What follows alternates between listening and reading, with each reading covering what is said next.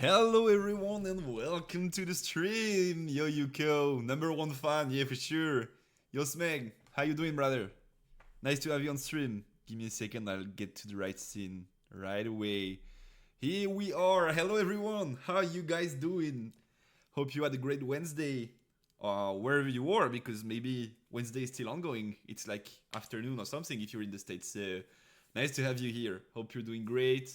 Hope you had a great week of Riftbound since last week, because last week was a bit of an intense stream. We had a lot to talk about, and guess what? I think this week's stream, tonight's stream, will be even more insane because we have so many news I want to talk about. We had so many new information from Riot Games, especially, but also a lot of different tournaments and results and decklists to analyze. So it will be like very interesting to talk about all that. So I hope you're ready for a just chatting stream today. Just kidding, because I think like starting from maybe half the stream, or I don't know exactly when, we'll jump into the Riftlab trials to recast, cast, analyze, call this whatever you want. You guys know my style already. If you don't, you'll see, but like it's more technical and like in-depth analysis of what could have been in terms of plays, decisions, and stuff than like casting. I could cast also, but like that's not what we're doing tonight. So yeah, we're talking about a lot of stuff. We're talking first regional in Houston. We got the announcement for the pricing, which is awesome. We got the announcement for the first European regional for Riftbound. We got the announcements for locals pricing, which is like somewhat interesting, very interesting to talk about at least. We got the information regarding the Worlds League of Legends, actually Worlds bundle. Which we'll also talk about, even though I'm not like so much of a pimp stuff guy, so I don't think I'll get one, but maybe some of you could be interested. We'll talk about what else? We'll talk about set 2, because they gave us hints about the legends in set 2. So far we know about, I think it's 7, right? And we missed like 5. But there are already interesting things to talk about, so we'll talk about that too. Set 2, which is releasing, I think, December in China, and for sure mid-February in Western. So this is something we'll get to talk about too. What do we have? So this is the Worlds bundle. This is something we did not talk about last week. I realized it when I was editing the video, actually. I was editing the Watch Dubai for a Riftbound Set 1 video. And at some point I was like, yeah, maybe we can talk about accessories later if you guys want to. And we never talked about accessories. So we're just going to talk about accessories. And I mean, I don't know, like just give my opinion, which I guess is personal because like you like them or not. But they seem to be great quality. So pretty excited about that too. This is just, I think, my generic Twitter if we need to look for anything. Also, something we're going to talk about, very, very interesting. We have started to see waves of city tournaments going on in China, which are 128 players events, most of them best of 1. And we had, let's say, unexpected winners. Because you could say Seth is expected to win an event. I've placed him pretty high in my tier list. I've already talked about it on stream. Is a very decent legend, if not like very good legend. But it's a bit of a weird set build because it includes the hook, of course. So that's something we will have to look at. You guys already know that I don't like this kind of build. So you might know my stance already, but we'll talk about that, of course. And something I gotta say, I'm pretty proud. I'm pretty proud about how this turned out, because if you guys were already on the, I think it was last stream or maybe the stream before, but I do think it was last stream, I said something along the lines of like, I'm pretty sure Yasuo will top a big event, like not a 16-person local, but like, yeah, a quote-unquote big event before set 2 releases, because the legend has high potential. It's just very hard to play into Kaisa. And Yasuo literally not only topped, but won a city challenge in Shenzhen, so in China once again, So he just like literally won. It was best of one until finals, and finals were best of three. So unfortunately, I have not found any like stream or whatever, so we can cast the games.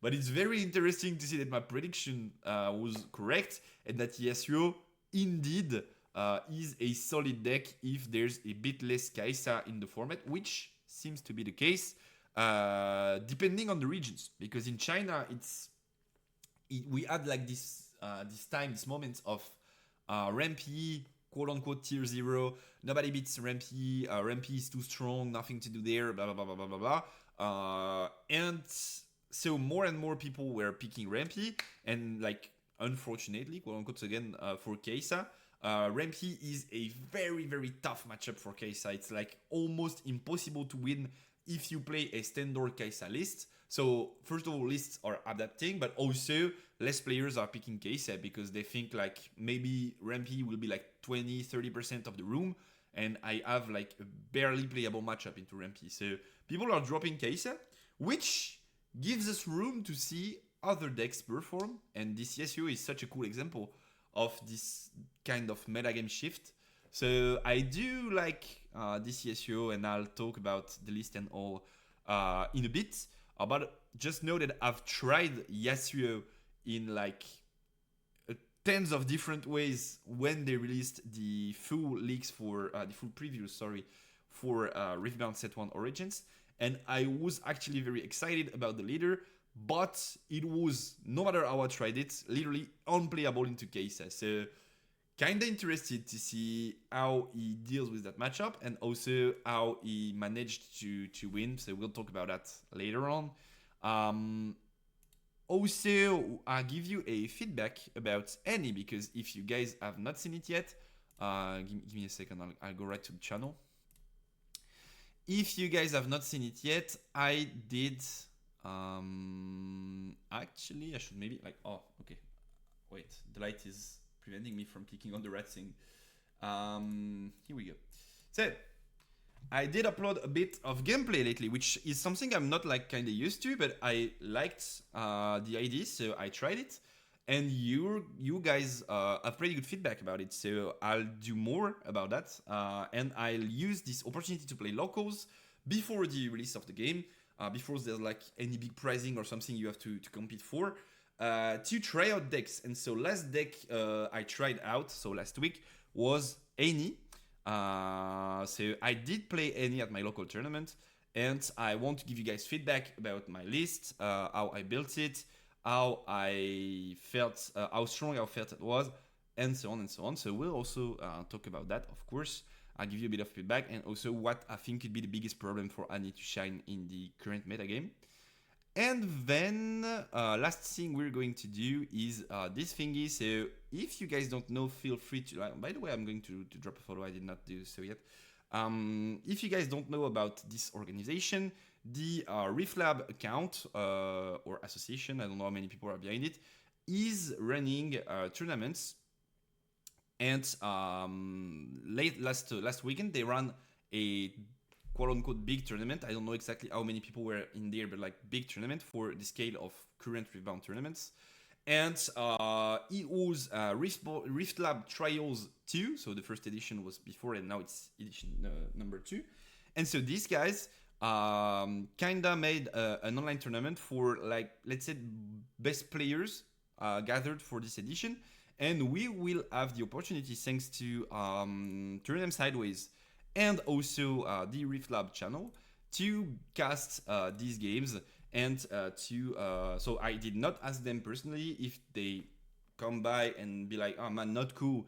I guess they could. I would not see it as very constructive, but I guess they could. But like, we're going to try to bring in our own analysis and see how things go. So we'll watch the games. I intend to watch quarterfinals, semifinals, and finals, which I think is very ambitious because, you know, guys, you know me, I like to talk a lot. Yo, Spirit Chiller, how you doing, brother? Nice to have you here. Hope you had a great Wednesday, or you're having a great Wednesday if you're like in the US or something. Oh, Cat wants to come and give me a break. Come in, kitty. Here, perfect, sorry. So yeah, I intend to watch whole three best of threes, which might be a bit tough, but I guess we could like finish it next week if we don't have the time to do so tonight. So it's very fine. It's very fine. I'm doing fine, thank you, and yourself. I'm doing very fine too, bro. I'm very very happy to be streaming, to be back to stream and like talking about Riftbound. It's so exciting. We got like big news this week. So I do love the streams these days.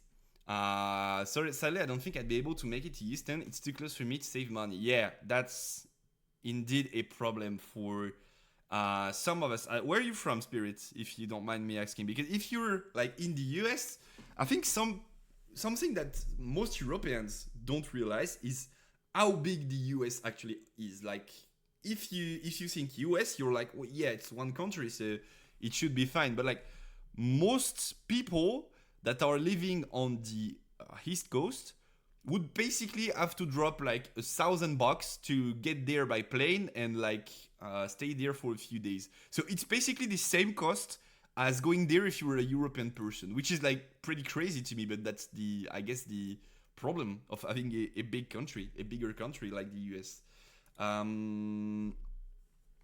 Born and raised in Lafayette, Louisiana, but live in Oklahoma City. Alrighty.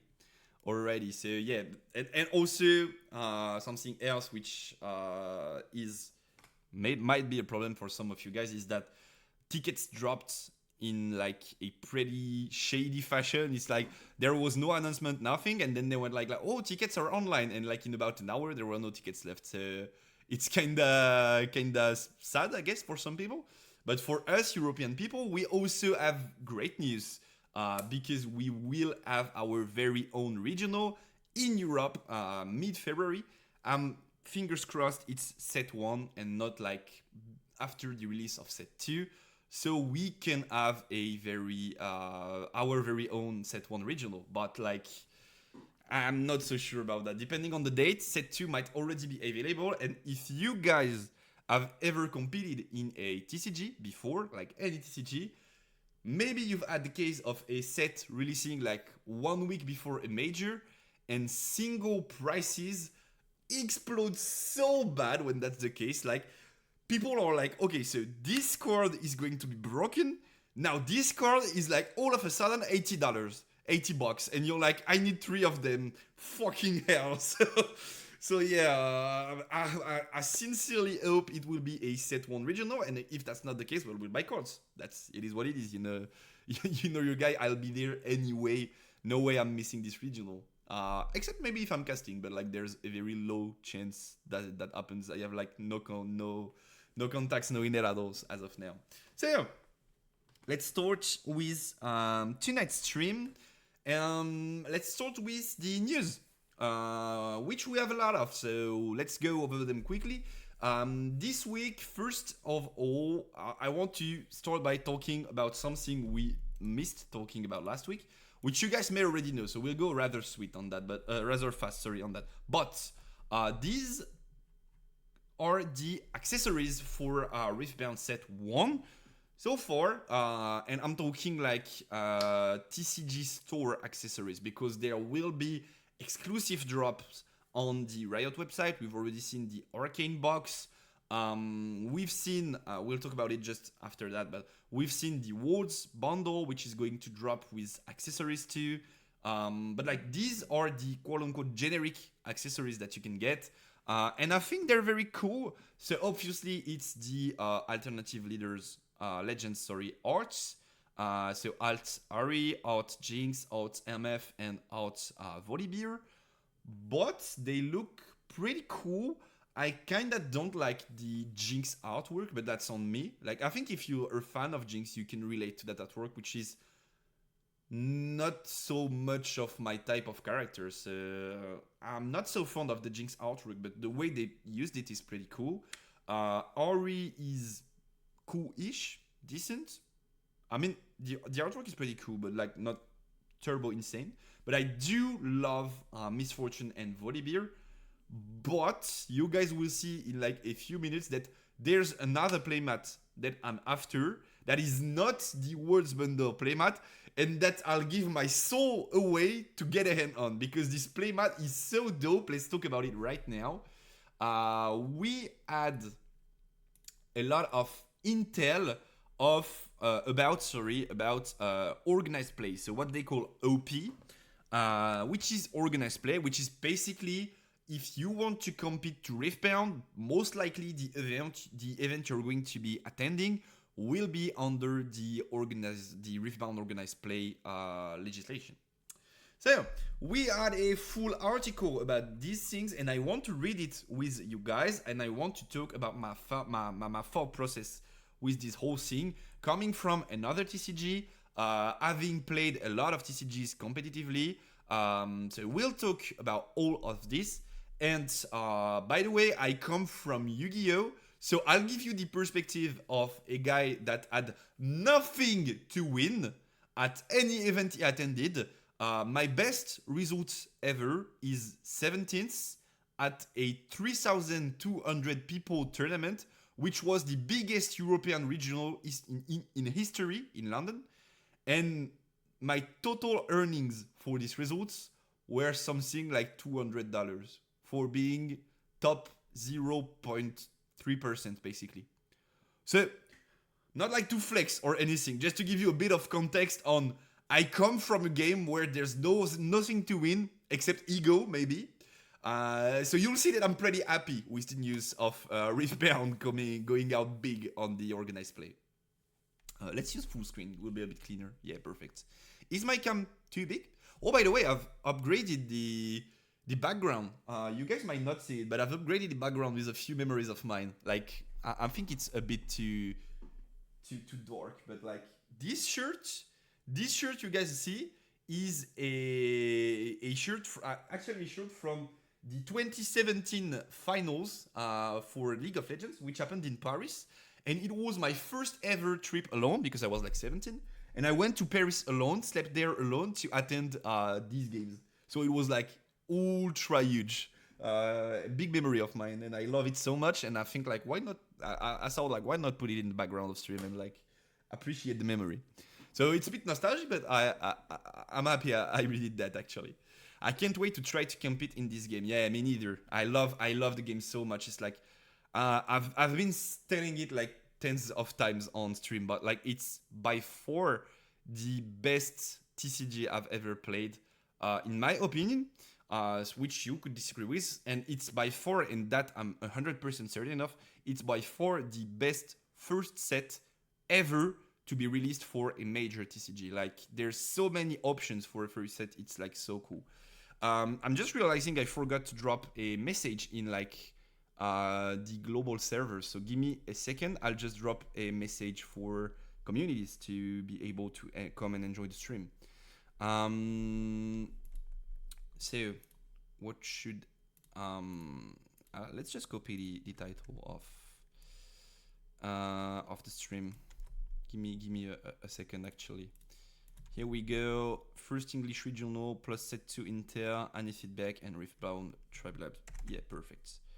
https://www.twitch.tv/Katchouze.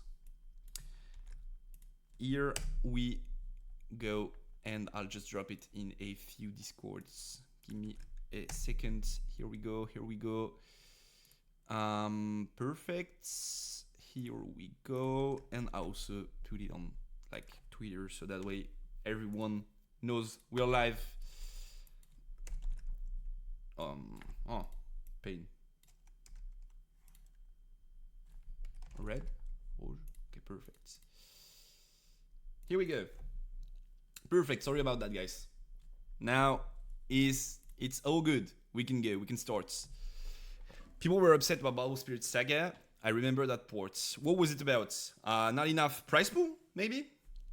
I don't know about that one, but like maybe yeah, not enough prize pool. So this was published on the 6th of October, so about 2 days ago. Yo, Mosen, how you doing, brother? They did not pay what they promised, which I think we won't have that kind of issue with Riot. They have so big of a brand on the line, I don't think we will have that issue, and I don't think they don't have the money anyway. So why not pay when you have the money? I think like there's no reason for them not to. So this was dropped about 2 days ago on the official Riftbound website, and we are going to read it together.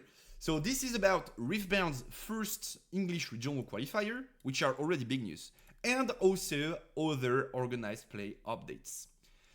I'll take a generic voice. Don't mind me. I don't know the guy who wrote this, but I just go generic voice stuff. So hey Riftbounders, we're out of the press with some news about our first English regional qualifier, plus some juicy new details about the world of Riftbound organized play. So what I was talking about before, the organized play is basically every tournament competitively that you're going to play will be under this organized play banner.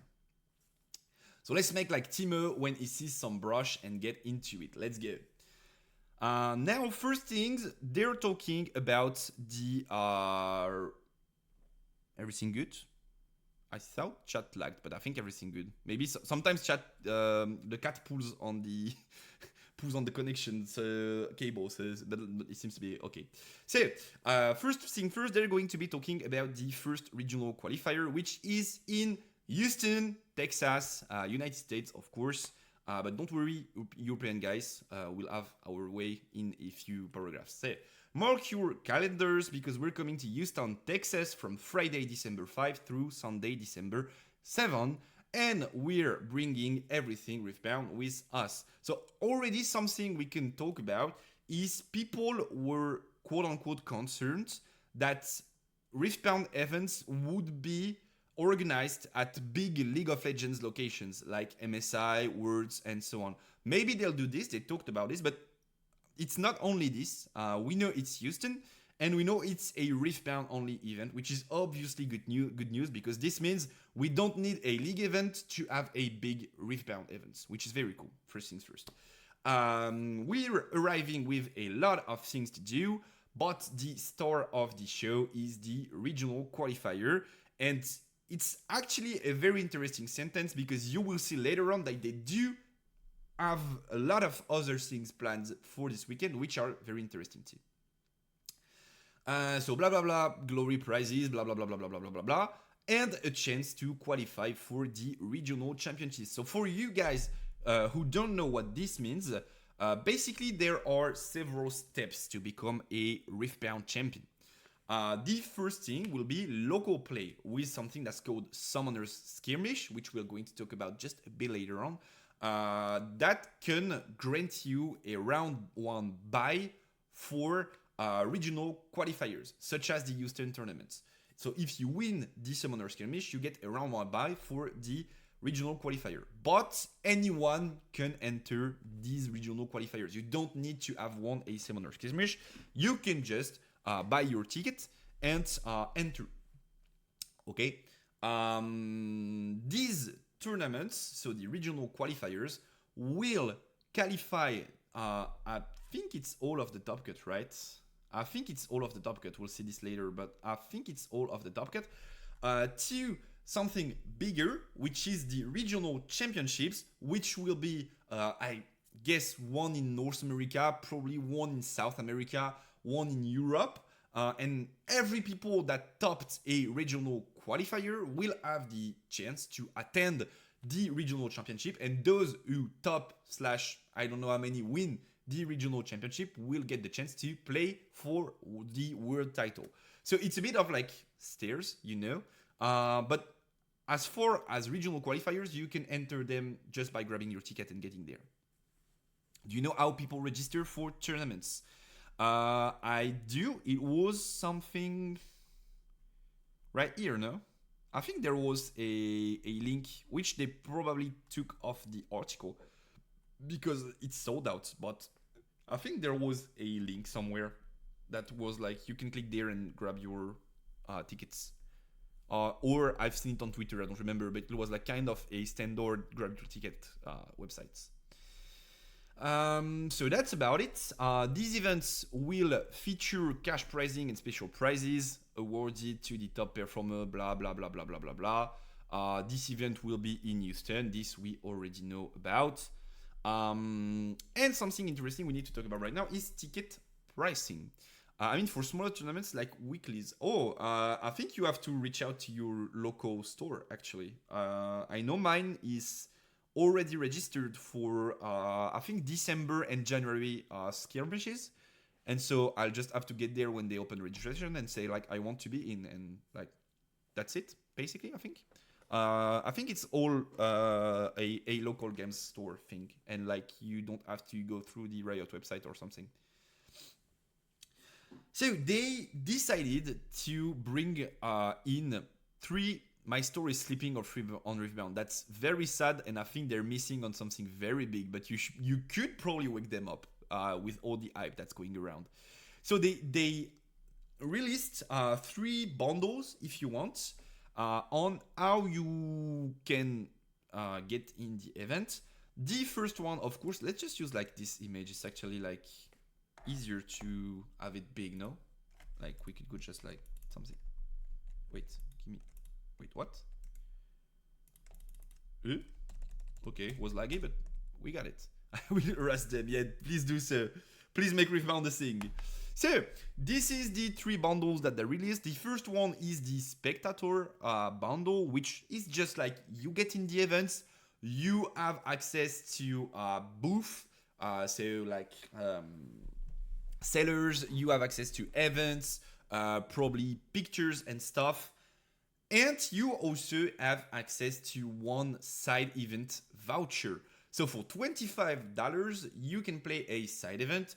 Obviously, side events have a pricing when you enter, so you're basically like not like getting there for free. Of course, you have to pay the travel and like the housing and stuff, but you basically, I think, get your money's worth in pricing just by entering the event, which is like pretty cool, no? Like I think it's definitely something you want to make sure of. Like you get there, you will have your money's worth of pricing, but you're not playing the main event. And then you have 2 options to play the main event, which I think are actually rather interesting.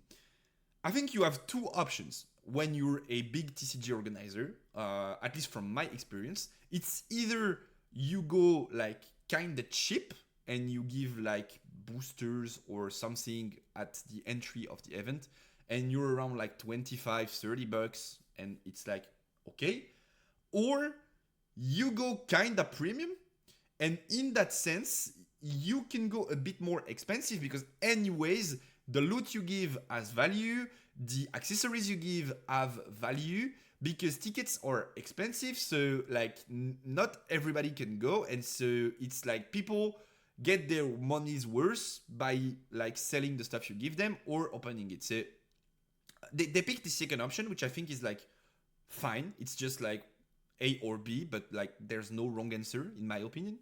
And so the cheaper, quote unquote, way to get into the main event is the Competitor badge. You will have to pay $75 for it, which is pretty expensive for a regional in like any TCG, but once again, keep in mind what I just said. And then you get the entry to the main qualifier event, which they said is $100 of value. So I'm not so sure what could be $100 of value entering the main event, but if it's like a promo card plus a playmat plus a lot of boosters plus like exclusive sleeves, then yeah, you're getting your money's worth for sure, because $75 is like not expensive to get all this exclusive stuff, so might be very cool there. And also you get included in this page 2 side event vouchers, which are about $50 in value, and the Misfortune promo cards, which I think won't be like that expensive, but could be like a few bucks, so why not? And there's something very interesting that you will see just later on with the event vouchers. But you will be like, okay, but I'm a very competitive player. I want to go there and try to win the regional, or at least top it. So I will play the entirety of day 1 and then like most of day 2. And I won't have the time to play side events. Well, you'll see that these are still worth it for you, Just wait a bit, but you'll see why these side event vouchers are still something you might want to get your hands on. And then we do have the premium competitor badge, which is like the full package, all right? So we're on a $300 bundle, which is a big one. But in this bundle, you get access to the main event. So once again, they're saying it's like $100 value. You have a Origins booster box, which is $120 value. So you're already on like 220. And then you get 4 side event vouchers. And this, I think, is for more casual people, because I don't think if you're willing to compete and win the event, you will have the time to go for 4 side events during the weekend. But why not? I mean, like, why not add that? And then you also get a on-card sheet, quote unquote. So a 2x2 Riftbound card back sheet, which is something that could be valued at a bit of money.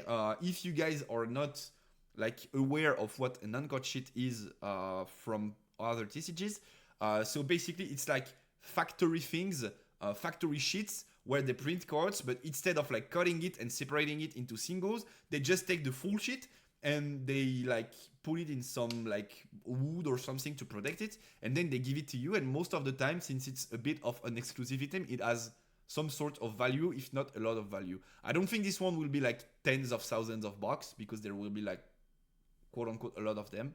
But I think it could be like a bit of value, which is like somewhat interesting. Yeah. So that's the pricing to get in there. What you can see is it's a bit on the higher end in terms of budget, but there seems to be good reasons for that. So like, why not? Very cool, very cool. Then it's here, by the way. Spirit, you were talking about where can you get the tickets. The link is here. I missed it before, but like you get there and then you have access to the full like ticket sellings website, which is off right now because they sold everything, I think. Now, they're talking about the main event, which will be the regional qualifier starting Saturday with 9 rounds of Swiss, and then top 64. So I think it's like 1,000 players, so it's decent-ish, like not very huge. Just to give you, like, some of you might be like, yeah, but I'm used to playing like 200 players with top 32 or something. So top 64 on 1,000 plus players seems a bit hard to manage. So once again, biggest regional ever for Yu-Gi-Oh! In Europe was 3,200 people, and it was top 64. So we do have a bit of margin before getting there, and I do think you could be pretty happy with having a top 64. Also, 9 rounds of Swiss is not so much. It's honestly kind of a cool day. Some TCGs go to like 10, 11 rounds of Swiss day 1, and then like 1 or 2 additional rounds of Swiss day 2. So like right now, since like a few weeks ago, Yu-Gi-Oh! Regionals are 15 rounds of Swiss into top 8 for like 2,000 players event. So I think it's like pretty cool in terms of you can hope to grab a top if you're decent at the game. Yeah, exactly, Yuku. That's what I was talking about. Some games are way harder to top than others. And then on Sunday, so next day, top 64 players will fight for pricing and money, of course, because you will see there is money, which is very interesting. So that's about it for kind of the organization of the event. There will be broadcasting, blah, blah, blah, blah, blah, blah, blah. Regional qualifier pricing, which is something I'm very excited to talk about. And you will see that this is also very important, but I'm not spoiling. For now, let's go to this.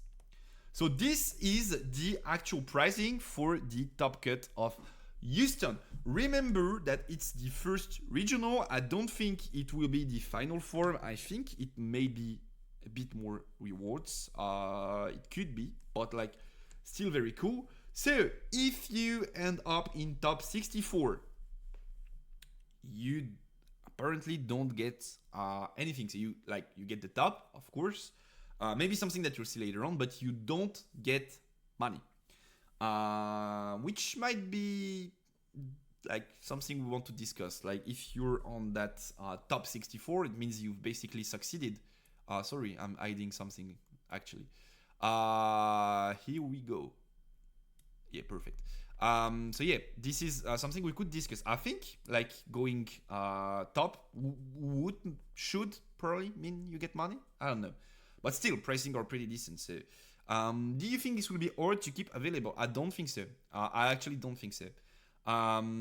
Just to give you a bit of like side intel, because I'm not an event organizer myself, but I have a few notions about it.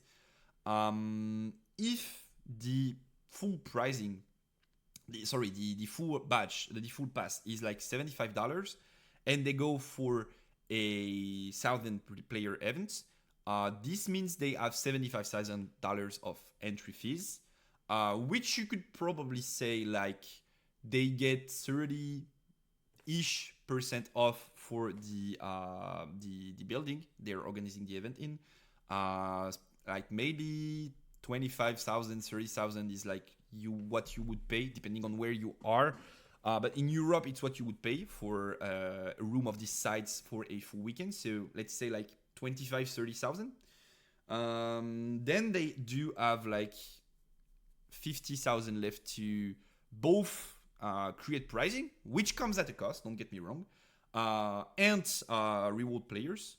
And by the way, this does not take into consideration side events where people will obviously pay. This does not take into consideration vendors at the venue, which will most likely pay either a commission on what they sell or an entry fee to get there, and so on and so on. So I think they will generate at the very least $100,000 with this event, maybe more, and then they have to split it because at least for other games, and I think it will be the same for Rebound, their main goal on these events is not to make money. They probably, at the end of the day, don't make that much of money, if not lose a bit of money, but it's your marketing platform. It's like everybody will tune in to watch this first regional. Competitive players will want to get there, will talk about your game, will test, this will fill your local stores, and so on and so on. So it's more of a marketing cost than an actual way to earn money for these events. So I do think it will be very fine and very sustainable for them. And also, quick reminder, Riot is owned by Tencent, which is like one of the richest companies in the world. So I don't think they announced these prizes thinking we are losing so much money, we could not sustain that. These guys know what they do in terms of business. I think.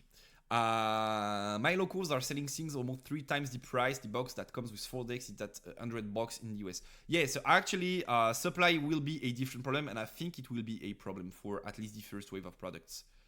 Yo, Papi, how you doing, brother? No, still no translate system. Sorry, brother. Sorry. Either YouTube or you try to understand in English, and I'll try to help you if needed. In UE, there is no issue with Skype cash price. Yo, Selenia, how you doing? Glad to have you on stream. I don't know. It depends on the country. What I can tell you, I'm French. For some very obnoxious reason, there's an impossibility. You can't award money for this kind of tournaments in France. So, but some countries do allow it. So I do think we can already tell that there will be no big tournaments in France as of now, and we'll have to travel if you're French. But I don't think all countries have problems with this, so it should not be a bigger issue. And no, I think they will be able to award cash prize. So, sorry, I cannot see the cash prize because there's a kitty cat in front of it. How you doing, kitty? Wanna fight?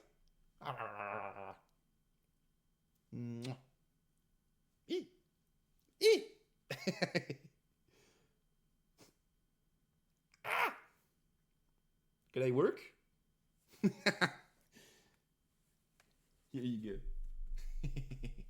She wants attention, of course. You still said alors. Yeah. I'm still in the French settings. I've been talking a lot today, so I'm still in French setting. But don't worry, I'm getting there. So, 17th to 32nd are getting money. Not a lot of money actually. Like 250 is not enough to pay for the travel and accommodation and something. I don't think so, but it's still a cool reward. Then 9th to 16th will get $500, which most likely pays for parts of your travel fees, and then using the pricing and stuff, you can probably make out for the rest. And I think 5th to 8th is where it gets interesting, because first of all, you have the $1,000 cash, which is very cool, not gonna lie. And also you get the top 8 for Misfortune promo, which will probably be valued at some money. Not gonna lie, it's big box, I think. So I think top 8 is where it gets really interesting. Also, something I want to talk about, and I'm probably the only person on earth excited about this, but I'm really excited about this. They finally changed their promo cards visual. If you look at the bottom of this MF card, you will see that there's now a gold circle around the rarity of the card, which means like top promo. The first promos were like an ugly ass illustration with like written promo in it around the rarity, which was this I love. This I like way better. So something I'm really excited about is that they took off this like shitty promo thing, and I really like how they look now. And then I think once you're in top 8, you are making money. And then 3rd and 4th, so losers of semifinals will get 2,000 cash. That's a lot. Then second will get 3,000 cash. Very good. Basically a month of salary for most of us, if not 2 months of salary. And then the champion gets jackpot. It's jackpot. So 6,000 cash, which is a lot of money for a first tournament ever on a game. The champion playmat, which will be like for sure four numbers, if not 5, like in terms of value. So at the very least in the thousands, maybe in the tens of thousands. And the promo card, which is the exact same. But I'm pretty convinced this card will be in the tens of thousands at first. I think the mat is for sure in the thousands, and I think the promo cards is for sure in the tens of thousands. Like maybe like 10, 12, 15,000 bucks, something like that. So this guy first place gets a lot of money and a lot of words from it. And actually that's very deserved, because I do think it will be very hard to get first place. Also, this Misfortune art is like stunning. I like it a lot. Like it's very beautiful. Personal opinion, I guess. You can dislike it, but I do like it a lot. I would prefer if they could make it in the south of France. I don't think it would be in France, guys. I'm like almost certain that we won't have a regional in France for a long time. Because why would they fight to change our national laws when they can just go to Berlin or something where they already have a lot of accommodations and like not have any problem with the law? I don't see any reason for them to want to go to France that bad, at least in the early days of the game. For a $70 ticket, 6,000 does not seem that bad. Yeah, once again, the numbers I gave before were based on personal calculations, nothing really accurate, but I think they are making something like 100,000 with this event at entry, not counting side events and like vendor fees and stuff. And I think they will be not making any money out of the event. At least I don't think that's their plan. They want to use everything they make to generate like more money for players, more items and stuff, so that they could attract community. Because basically, once again, it's the same marketing thing for as of now. Like, think about League. Give me a second. The cat wants to go outside. Here you go, baby. Go out. Get out. Are you staying? Okay. She just wanted me to open the door, but now she's staying. Cat things. If you're thinking League of Legends, what do you think about? If you're thinking, I want to shout any League of Legends words, and we all do it together, I think like at least half of the room is going, Faker, what was that? And that's marketing. That's exactly what they want to do. We all want to be like, after this regional in Houston, be like, okay, this guy in the final, his move was so insane. Now he has a move with his name on it. And like, this player is a legend. And when I'm grown up, I want to be like him and everything. That's what they want. And so yeah, I think they will do everything they can to make this event worse to remember. So now that we are done with pricing, sorry, I'm talking a lot. I don't think we will have the opportunity to cast the whole Riftbound trials tonight, but it's fine. We'll talk about it next week if needed. So also something very interesting that they teased about before, but now they announced for sure, and it's very, very cool, is the best of pricing. So the concept of the best of pricing is you don't have to be the best player in the whole tournament. You can just be the best at your deck, and then you earn something very cool. Let's say I enter with Yasuo, and I get in top 64. Unfortunately, I lose in top 64 with a kind, quote unquote, off meta leader, off meta legend. You would be like, okay, it's a bit of a shame, he makes nothing out of it. Well, with this system, it won't be the case. There's just something I would be interesting to know, is that let's say there are two Yasuos in top 64 and both lose. What happens? Is it like best ranked in round that wins? Like, how does it work? I'm kind of interested in knowing how this will work, but like, whatever. It would be very cool to have a last game between both to determine which player gets the pricing. But then, okay, so once again with Yasuo, I'm the best Yasuo in the tournament. I finished top 64. There's no other Yasuo in top 64, so I'm the best Yasuo in the whole tournament. Then I will get a holographic Metal Champion Legend with 3D elements printed on it that quote-unquote bring the champion to life. This, guys, you might not understand how big this is. This is insane because, get this, it's written there, these bad boys are tournament legal. So after Houston, if you were the best Yasuo in the whole room, you own a one-on-one copy of a Metal Legend that is tournament playable. This will go for a fucking ton of money. Like, I can't imagine it going for less than like 5,000, maybe? Even more, probably? Like, I do think this will be a lot of money. There's only one in the tournament, and there's no other regional until mid-February in Europe, not even in the US, in Europe. So I think these are an insane pricing too, and like maybe the best pricing out of everything that's available that's not money.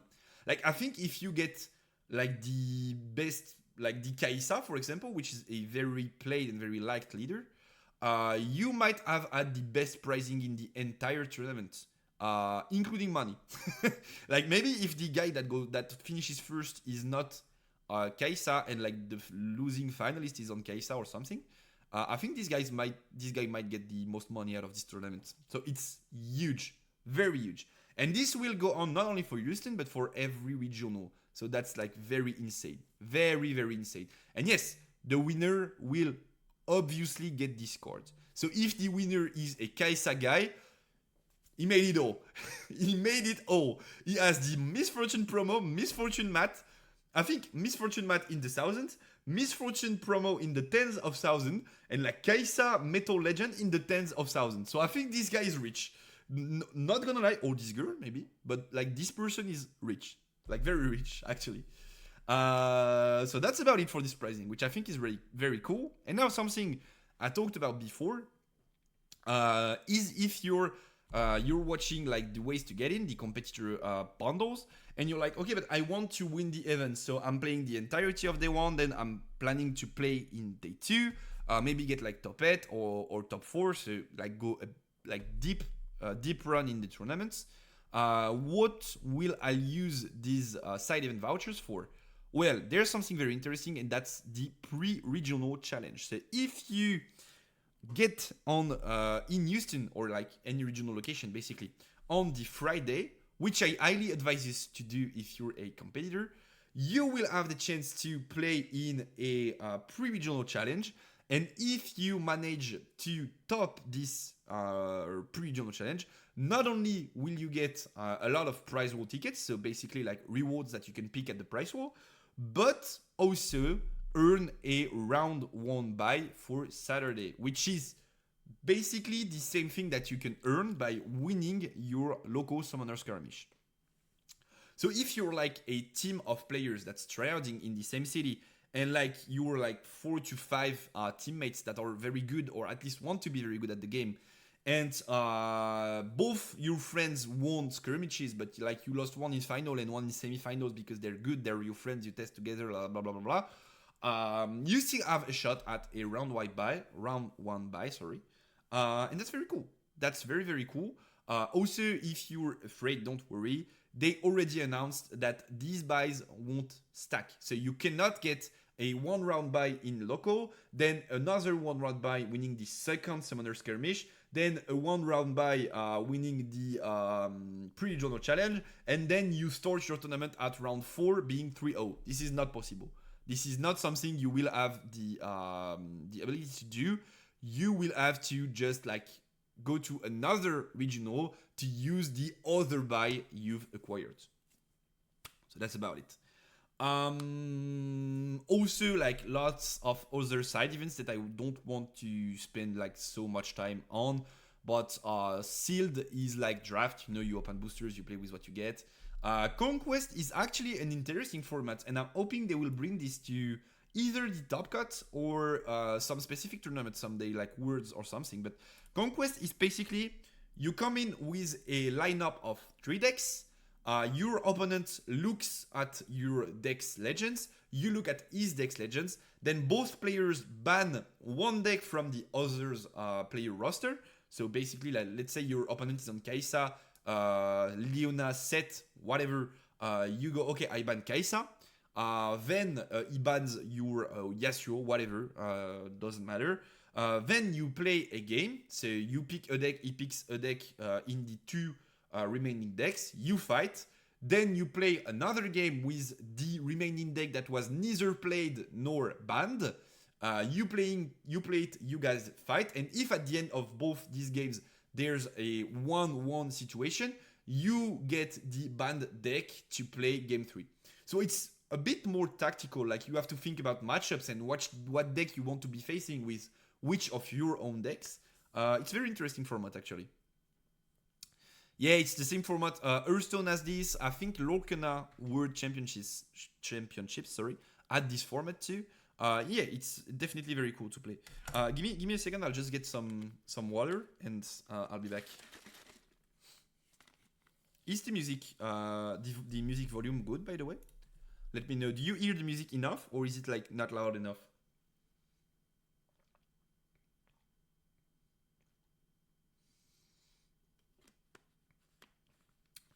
Nothing beats a good sip of fresh water. So yeah, Conquest is good. On-demand events will be like I get win a mat, something like that. And that's about it. Okay, thank you, Selena. Perfect. I'm confused. The banned deck should never be touched. Would you not try to achieve wins with both not banned decks instead? Sometimes it's this, sometimes it's not. Depending on formats. Sometimes it's you have to win with both decks that were not banned. Sometimes it's game 3 is banned decks, depending on the format they choose. But yeah, it could be what you said. I think Lorcana World Championships, where if you play a deck, you can't play it again. And at the end of the day, you get to your banned decks. I think that's what it was, but I'm not like 100% certain. I've not been like following the competition so much. Hey, Kitty Cat is back, so I can't read again. So that's about it. Something else I want to talk about is the judge program.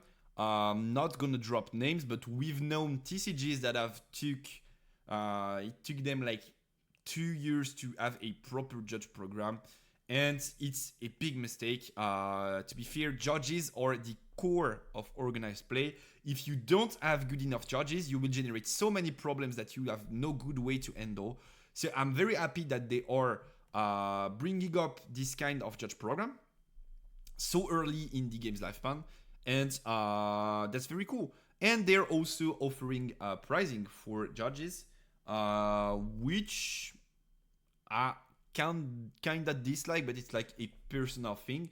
I think it's cool for judges to get pricing, exclusive pricing. I mean, not like displays or thing or stuff, but like actual exclusive pricing. I just think if you compare like this misfortune, full special arts plus like promo banner and stuff, to this with just like, I don't think this judge stamp looks so good, and this promo thingy at the bottom, I think they're a bit on the. They could have made a special illustration for judges' cards, but like whatever, might come out later on. It's once again it's the first regional, so maybe they'll get onto or correcting this for the upcoming ones. And now, so this was for Eastern Regional. Already a lot of things to analyze, and a very good, in my opinion, a very good first regional program. And if they manage to do everything they said, it will be a success, in my opinion, complete success. But also they dropped news about organized play in local stores, which is something that is very interesting, in my opinion, because this is what most players will be looking for. Like, let's say we have next regional in Europe, we have like 2,000 seats, which is already a huge tournament. Don't get me wrong. I think it will be like maybe like 3 to 1% of the community that's getting there, and like most people will be interested in what they can get locally. Cats, stop eating these cables, please. Be nice. I'm working. That's working. Be nice. So, the first thing you can get, I'm gonna be a Jinx player. It will be tough on you then, I think. Lorcana has best of 3 with benching from the rules, the same concept like Hearthstone a long time ago. 3 decks, 1 bench. You need to win with both remaining. In the best of 3, you need to win with both remaining decks. Only the grand final add a best of 5, which was different. Okay, right. Alright, you might be right on the Lorcana one. Depends on the formats, but you might be right on most of the formats being played like that, actually. So this is the promo. Maybe some of you already got your hands on. This is the Teemo promo. I do have one. I don't have it here. It's at the store, but I do have one. This is the promo you can get by playing your your tutorial, basically your Riftbound tutorial with the Trials deck. It's the normal promo Teemo card, sorry. They just added a promo stamp on it, which is like, does not make it a very valuable card, I think. It's not shiny or anything, so it's just like a cool thing to have, to remain your early days of Riftbound, to remind about that. But what we're excited about is news. And that's what we are talking about right now, starting with the Nexus Knight. So, if you guys don't have the level of organized play in your mind already, it's basically Nexus Knight, which is local tournament, nothing big, usual kinda local tournament. Then Summoner Skirmish, big local tournament every month and a half, something like that. Then regional championship qualifiers, then regional championship, and then Worlds. So this is for your usual local tournaments. And it's very, very cool because actually you will have the ability to get your hands on packs, 3 cards packs, which will include all of these cards, apparently, for the first edition. A lot of games already use this system, and there's like every 6 months or 4 months or something, new editions of these packs, so you don't pull the same cards again and again. And the valuable cards are at the top, which I like a lot. So we do have a GG Easy Teemo promo, which is very, very cool. Might be worth a bit of money, actually, if Teemo gets better someday. We will have, this I think is very, very nice, 6 exclusive alternative arts runes. If you guys are not aware of the system, actually, currently it's common runes, Then alt runes in the boxes, and that's it. But like alt runes in the boxes are like super duper expensive because they're kind of rare to drop actually. So they are valued at a bit of money. And these runes don't have the same artwork, but they look kind of cool too. And you will be able to drop them in these Nexus Knight packs. So most likely, these will be cheaper than the original alternativations and will allow you to pimp your deck without having to pay hundreds of dollars. So that's very cool. That's very, very cool to have the ability to get that in a classic random local tournament. And then you do have several different cards, which most likely will be like common or maybe foil. We don't know, but like they are usual cards, which are kind of cool. Most of them are at least playable. I think. Oh, let me get the pen. Actually, I did not start the pen today. You new guys don't know about the pen. Pen is my best friend. Give me a second to get it. Where's the pen? He's here.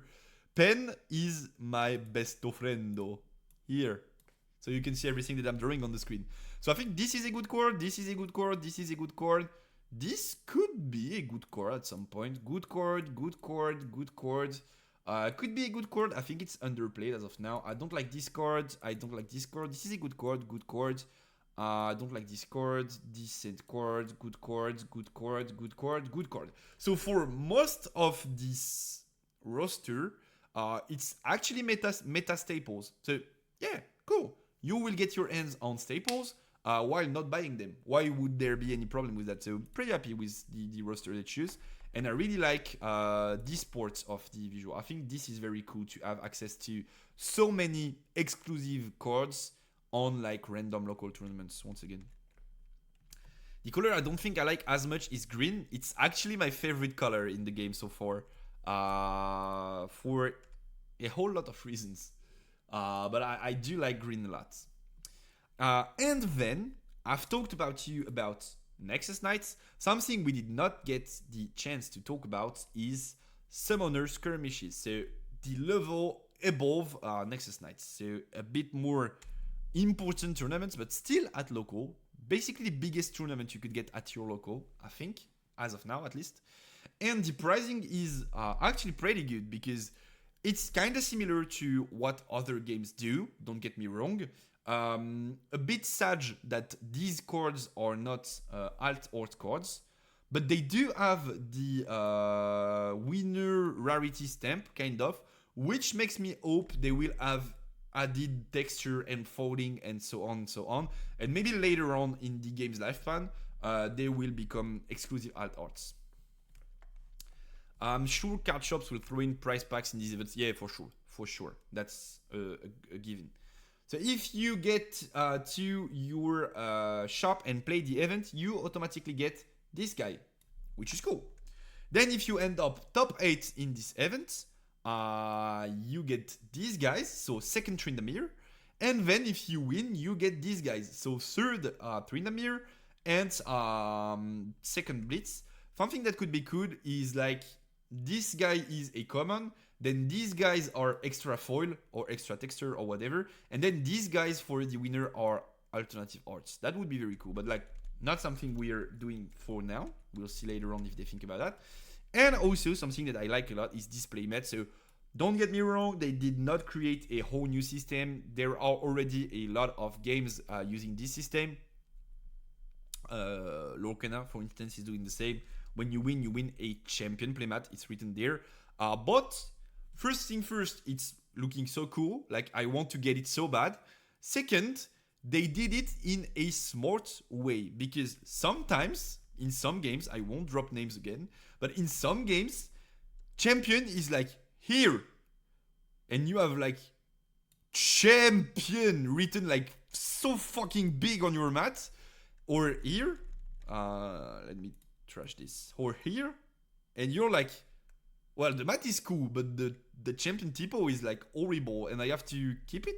Nah, it's very cool that it's not so big.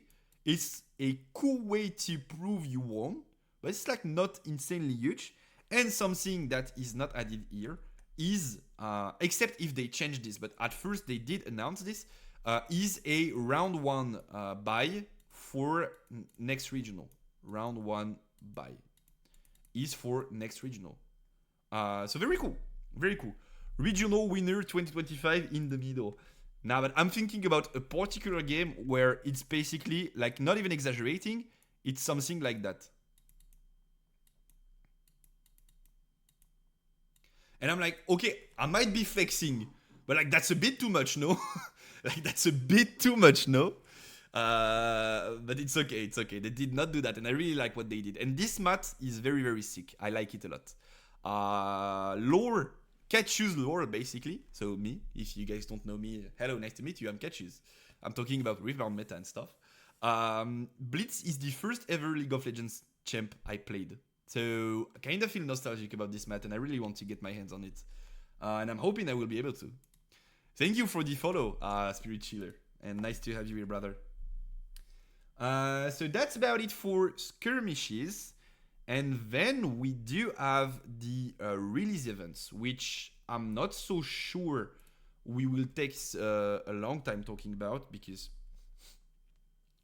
basically it's like the pre-constructed deck thingies.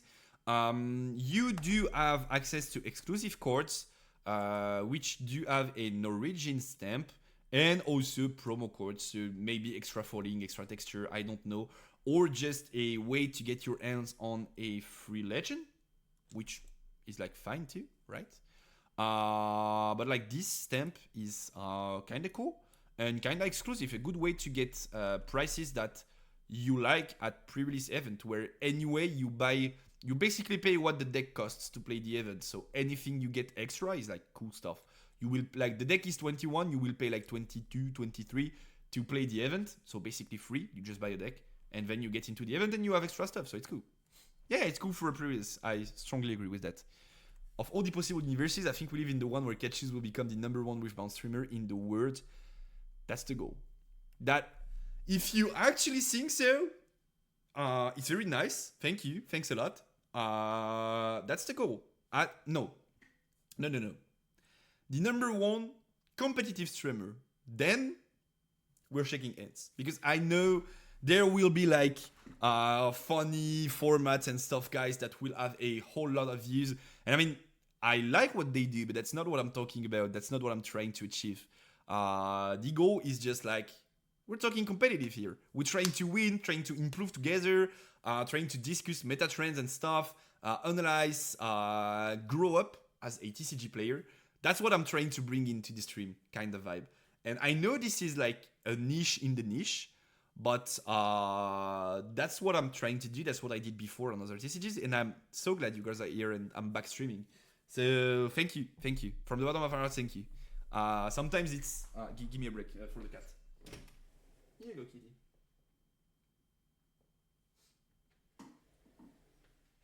Okay, she's out. She's out. We're alone. Sometimes it's tough, like coming from a French Yu-Gi-Oh streamer to decide like, okay, I'm gonna switch to English and I'm gonna switch to Riftbound, and everything I've built might crumble, because some people like me, but most of them are here for the intel I give. And if I switch topics, maybe they won't be here anymore. So it was not an easy decision, but I'm so glad I took it, and I'm so glad to be grinding again and have you guys with me. So thank you. Thanks a lot for being here. Feels nice. Thank you. And thank you for the follows and stuff. Of course, I do not mention everyone, but I do appreciate the support, guys. It's weird to see a streamer you don't explain the truth to people. Super Quantum is the best meta of the formats. and these guys, Champions and Yuko, are Yu-Gi-Oh guys that followed me, so I appreciate that a lot too. And that's about it for organized play news. So it's very cool, very, very interesting. It's very, very interesting. And something else we want to talk about before switching on like this week's results and analyzing decklist and stuff is this second announcement from Riot Games, which is the Worlds bundle. So it's not so much the topic of the channel. We'll go really fast on this one because it's not something I'm like used to commentate on. Like basically, it's you like it or not, and it's personal taste, and it's like whatever, you know. So this is a very cool bundle. Now, what I need you guys to explain to me. Give me a second. Let's find this Riftbound. Who's PMing me? I don't know. It's not Riftbound Dex. It's Riftbound Reports that posted about it. Yeah. You guys might help me understand something. Let me get there. Here it's this one, no? It's might be this one. Where's the playmat? Here? Or here, whatever. What on Tarnation is this? Like what is this? I have no clue what this is supposed to be. And since I'm such a big League of Legends fan, I'm kind of like, am I that old to like not understand? My first thought was like, it could be Jin's gun, like Jin's gun, but like it's very weird to crop it that way, no? Like you can barely see it's a gun. So if it's Jin's and not Jinx, right? Jin's gun, this guy basically. Give me a second. Jin League. If it's Jin's gun, like this thingy is holding right here, then why the fuck would they crop it like that? I'm kind of like interested in knowing the design process because I'm not so sure I understand. But like, still looks cool. Don't get me wrong, looks cool. But like, what is this? Not so sure. But this is cool. So this is the Words 2025 bundle, which by the way is for League of Legends Words, but since they're trying to promote Riftbound, they're also going for a Riftbound bundle. So you get this very cool looking box that you can use to like put in your room, and like it looks very cool, no problem. You get alternative battlefields, alternative arts Timo, which we'll see in a second. A dedicated playmat, and I think this is a deck box, and this I'm not so sure what this is. Maybe dices or something? I don't know. Do you think it's expensive? It's $100, no? If it's $100, no, it's not expensive. Give me a second. I do have an image of this somewhere. Yeah, here. Exactly here. So these are the promo codes in there. Sleeves should be the last items. Yeah, maybe they're sleeves. You're right, Bert. Maybe they're sleeves. Yeah. So this is the Timo promo, which is like so cool looking. I love it a lot. I really like the fact that they're making original arts for, or at least specific arts for promos, which gives them value. So basically you want to buy the product because it has value inside. The battlefields. So it's such a cool idea. Insanely cool idea. What they did there is this is a playable battlefield, but instead of the usual layout, since Worlds 2025 will be in China, these battlefields are illustrations depicting famous Chinese cities. And so every battlefield is a special city with its very own design, of course, but they are playable battlefields. They are basic battlefields with the same effect as the common one. And this type of artwork is so cool. I want it so bad for every battlefield in the game. Like, please, Riot Games.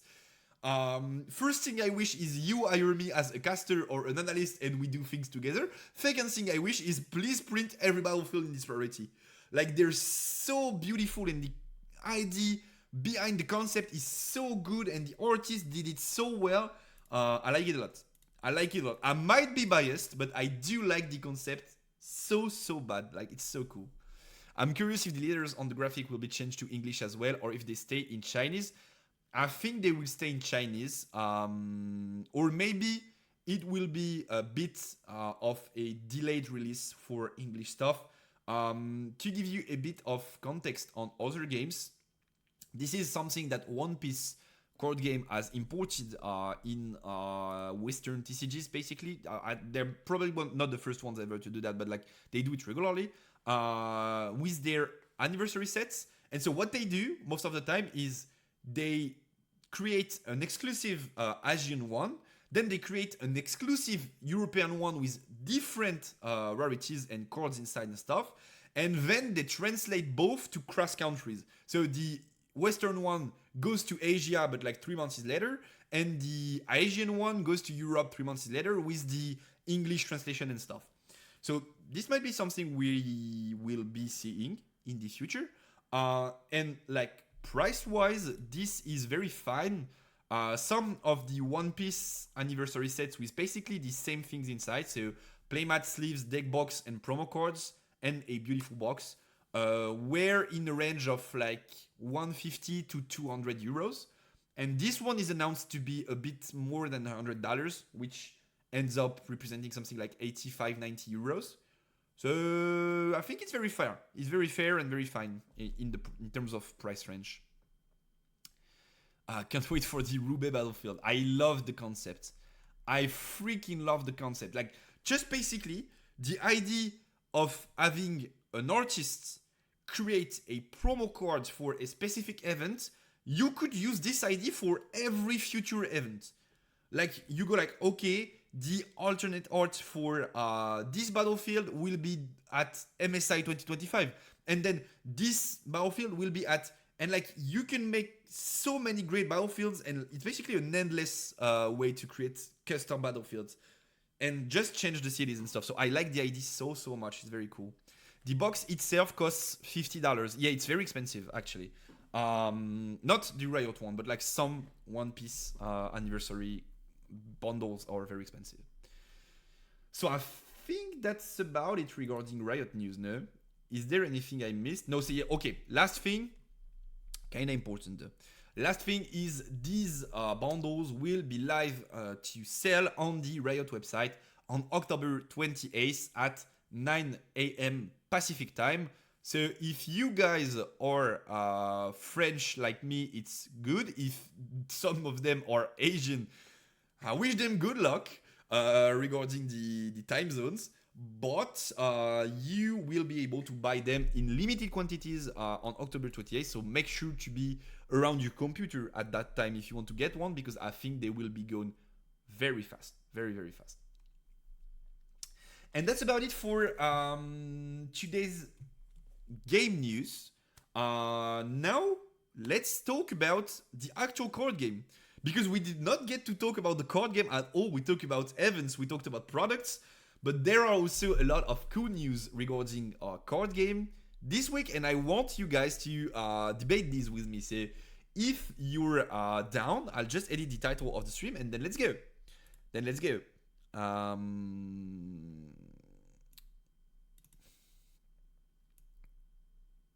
Here we go. Oops. Weekly news. Let me just clear my throat and I'll be back.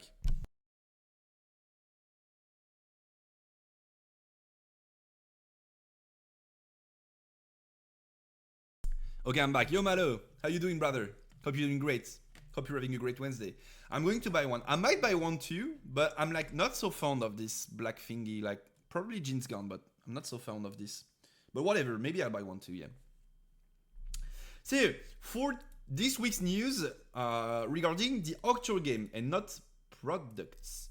This is the first thing that I want to talk about before diving deep in the meta. And I want to talk about it because we did have some reveals for Set 2 Spirit Forged, which once again is going to be released in China in like mid-December and then in Europe in mid-February. At this West, sorry, not only Europe, but like, of course, US and stuff.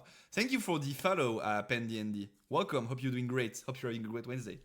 There are a few things that I want to talk about beside just legends. So you guys know, these are the legends that have been confirmed so far. So in Set 2, we will have Ezreal, we will have Fiora, we will have Irelia, we will have Ornn, we will have Draven, we will have Rumble, and we will have Lucians.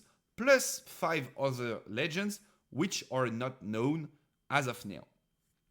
Something very interesting is that seems like we are getting for now 12 legends a set. There were 12 legends in set 1 Origins. There seems to be 12 legends in set 2 Spirit Forged. So if it's 12 legends a set, we will quickly reach a point where we have like so many playable legends that you basically have to like go for big options in your deck building and like ignore some of them, which in terms of deck building is pretty cool, because if you're like, okay, the 3 main legends are Kaisa, Yi, and like maybe Set, whatever, how do I play around them?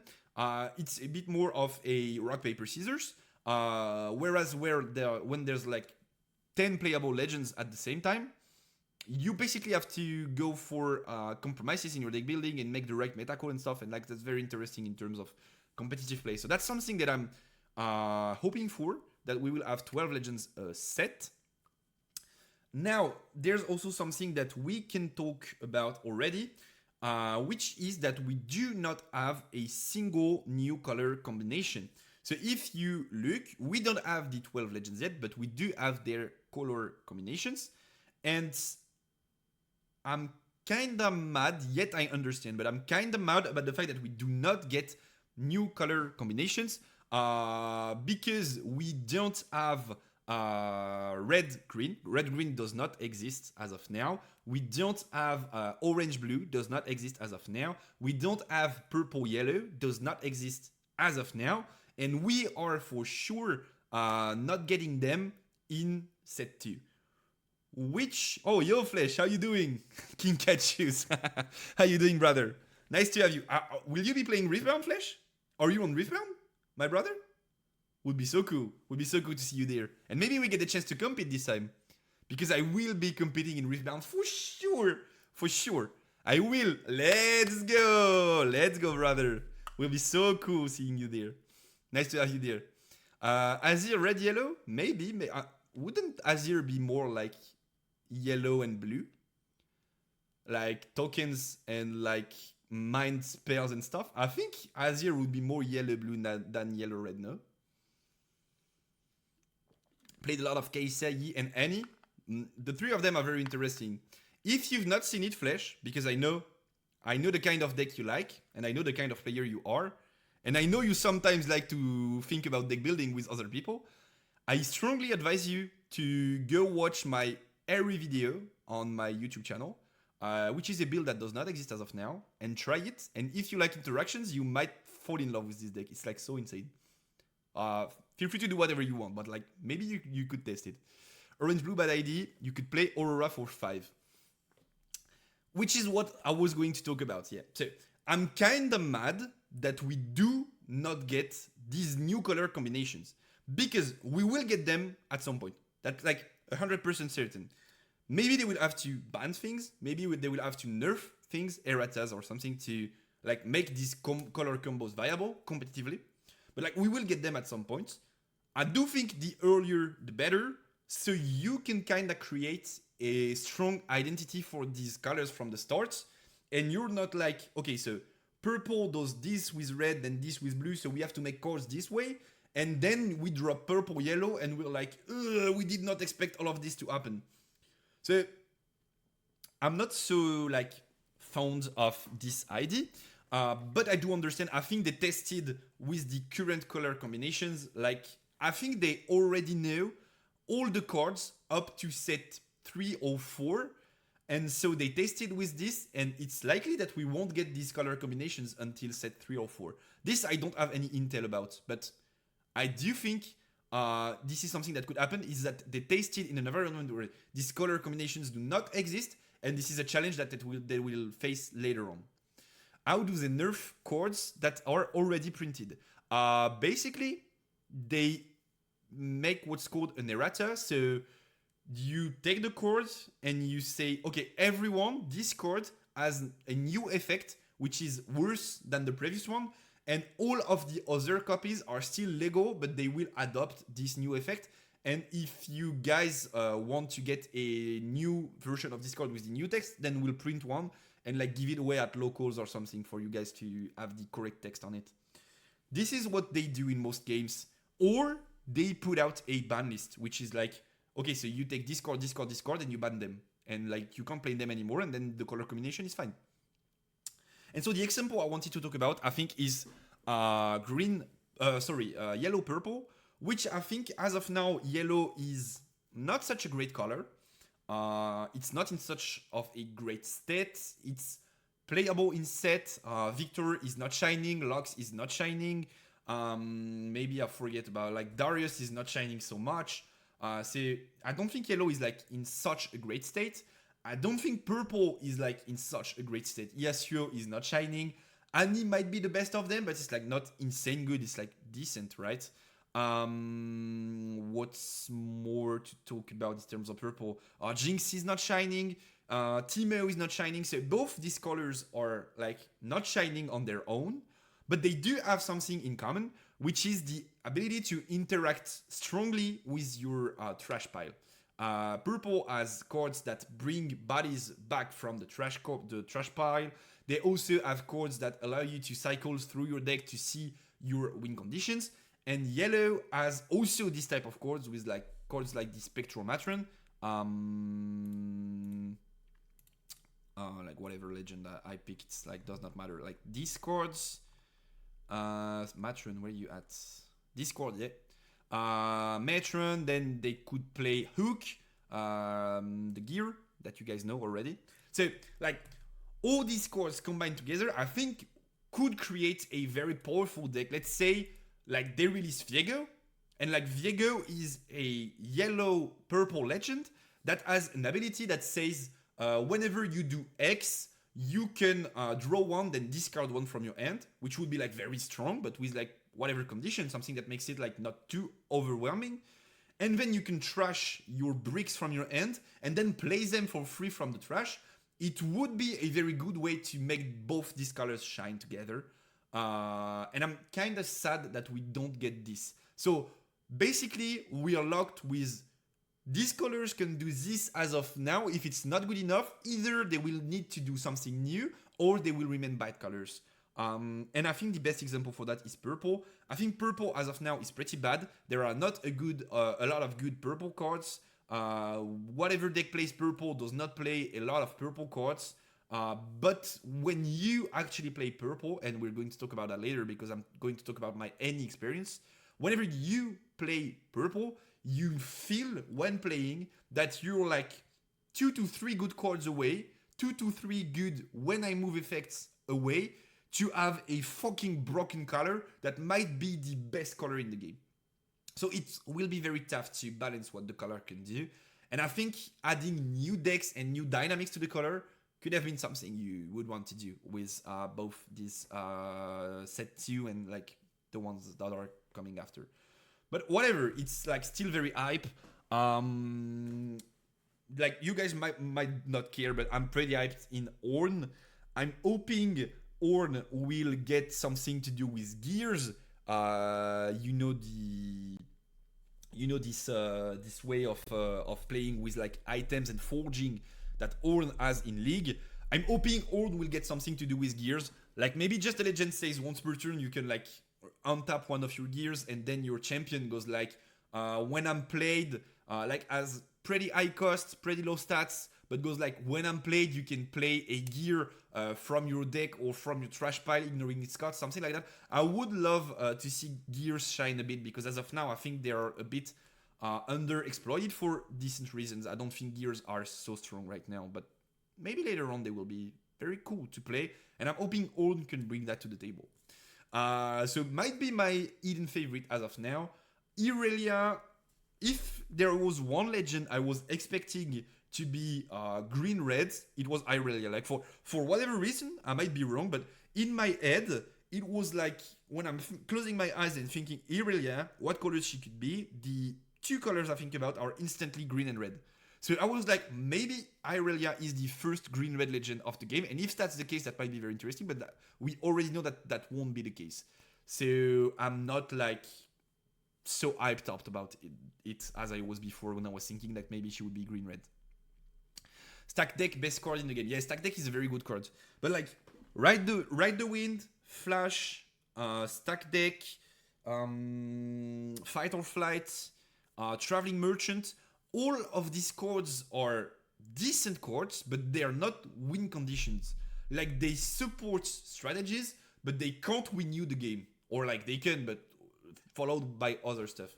And so like I feel like purple and maybe yellow too need a stronger identity in terms of how do I win when I'm playing purple? And if your win condition is I go Zumba around the boards, like move, and then I go ride the wind and I get defied and I lose the game, then I don't think that's what you want a great competitive color to do. So yeah, I do not like purple as of now. Give me a second, the cat wants to come in. Come on. Come on. Alright, good. Now, this is all I wanted to talk about regarding Spirit Forge. Of course, when we do have leaks or previews or whatever you want to call them, we're going to talk about them and like, is it good, is it not? Now let's get into the actual gameplay, and there are two deck lists that I want to talk about tonight before talking about my any experience and watching the Riftlab's trials together and analyzing the play. And these lists are a set list and a Yasuo list. So let's start with Yasuo. You guys know Yasuo is one of my favorites. I firmly believe this legend will be one of, if not the best legend in the game someday. And once again, something pretty funny I said last week is I know it's a bit of a like a unpopular opinion, right? But last week I said I sincerely think before release of set 2 in the West, Yasuo will get a top in a major event. And by major, I meant like not a 24 people local. And so, funnily enough, a few days after I said this, which at the time people were like, nah, crazy, Yasuo is unplayable, Yasuo ends up winning a tournament in Shenzhen, which is a 128 player tournament. So rather funny. But once again, I do think this deck has the potential to be really good. It is, in fact, really good in set 1 if you are not facing Kaisa, which is a lot of the field currently. It's like 30-40% of the field maybe. So that's a big problem for the deck, and I stopped playing it because I felt it had too much of a disadvantage into Kaisa specifically, and Kaisa was by far the most represented deck. And I think in the West it might still be the case because people tend to love control leaders in the West way more than they do in the East.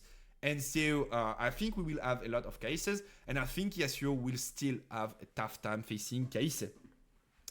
That being said, other than the Kaisa matchup, the Legend is very good. It is able to have a very flexible gameplay, either going like really fast into some matchups or really slow and building up like buffs and stuff into other matchup to pump the green Yasuo and like beat down big bodies.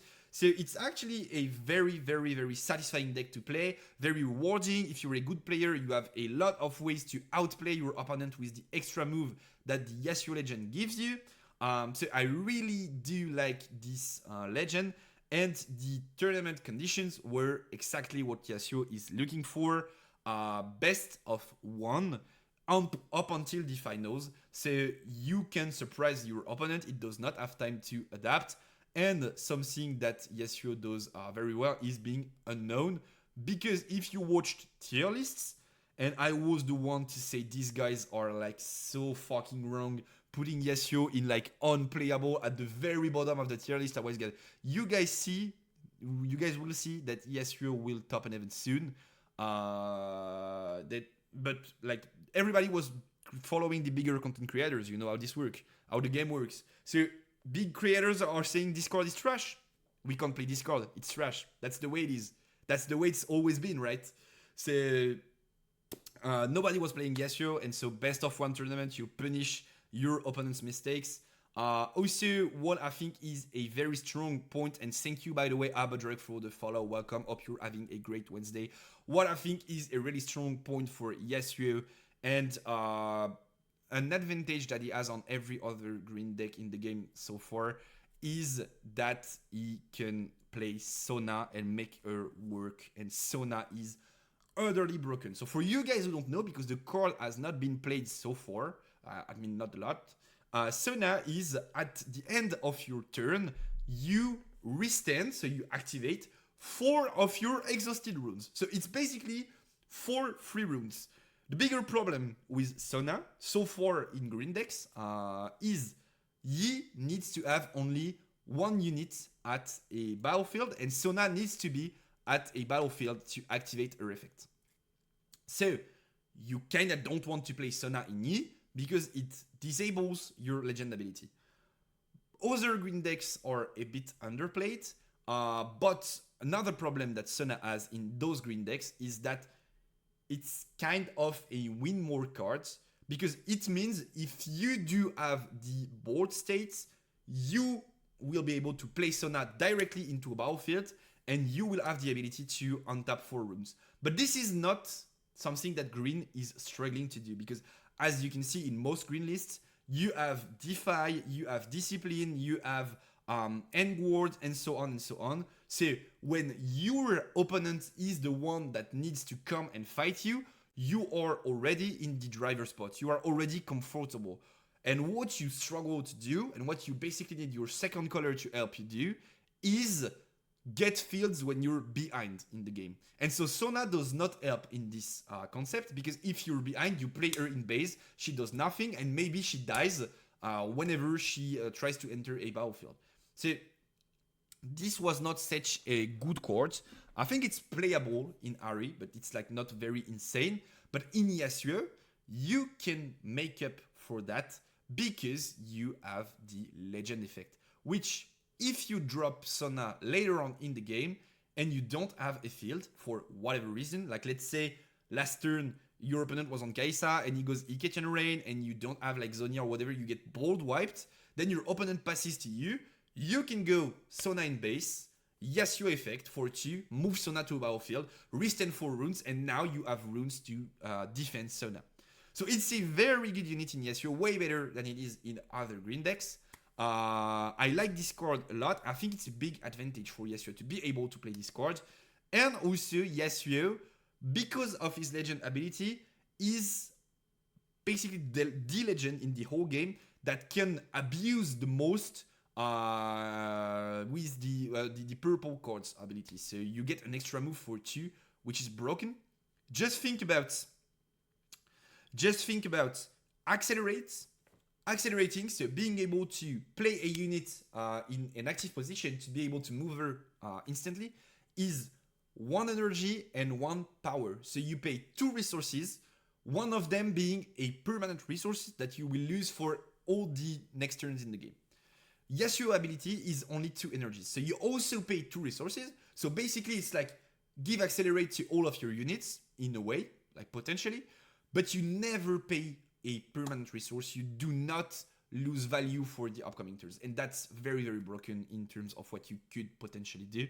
So I'm literally convinced when we have a bit more of when I move effects on good units, Yasuo will be utterly broken. As of now, I do think it's way underestimated. I said it already in my Legends Power ranking. I think it's a decent legend that struggles a lot into Kai'Sa, but if you're playing best of 1, you can surprise Kai'Sa players that are not expecting Yasuo, or you're dodging the Kai'Sas. I think Yasuo could be in a good spot. Yasuo could be in a very good spot. So not so surprised that he topped, kinda surprised that he won all the way, but still, you will be able to tell your friends, I heard it on Katchouze's channel, he told Yasuo would be good last week, I told you, and now Yasuo is good, and you're going to do nothing about it, which we all knew. We all knew. We are prophets in a way. We knew Yasuo was going to be the way at some point. Just kidding. It's not like utterly broken, but it's very, very decent. No, we don't know about his matchups until he won. Thank you, Yaki, for the follow. Don't know if I said it already, but thanks a lot for the follow, brother. Building a mid-range style Jinx deck, you could do that with purple Jinx. I think it's like decent, but I don't think it's so good because of purple, sadly. They do know the way, we do know the way, you do know the way in our spirit. Now, this is also something, like, you guys will be like, this guy's lying. Like, this guy is like just trying to flex. Which I'm a bit proud of, not gonna lie. But if we look my competitive tier list, I also said something else, and I said I do think so. Yasuo I put at the top of not good. I was borderline decent, but I was like it's too bad into Kaisa to put it into decent. But I think it's like it could be here basically the same. I'm talking about it in the video, by the way. So if you guys are like, he's inventing stuff now, he's making stuff up now, it's in the video. Also, I said, Seth is underestimated. He's one of the top 3-4 legends in the game. It's just way harder to play than what people think. Because, as I said, Seth is a stats deck. Alright? And the best of stats deck as of now in the game is Master Yi, which is very easy to play, has access to great toolbox with green and orange, and Seth requires a lot more experience playing. So I said I think it's very good. People think it's like okay-ish, but I think it's very good, and I think it will be popular soon, which the other tournament of the week was won by Seth of Odex. Which is a build I don't like, but like it's still decent. By the way, guys, look at this. At the time, I think some of these opinions were unpopular, such as like Darius being not good, or Timo being not good. So now we are 2-on-4 on like unlikely things to happen. Seth being an extremely good deck and Yasuo being a decent deck.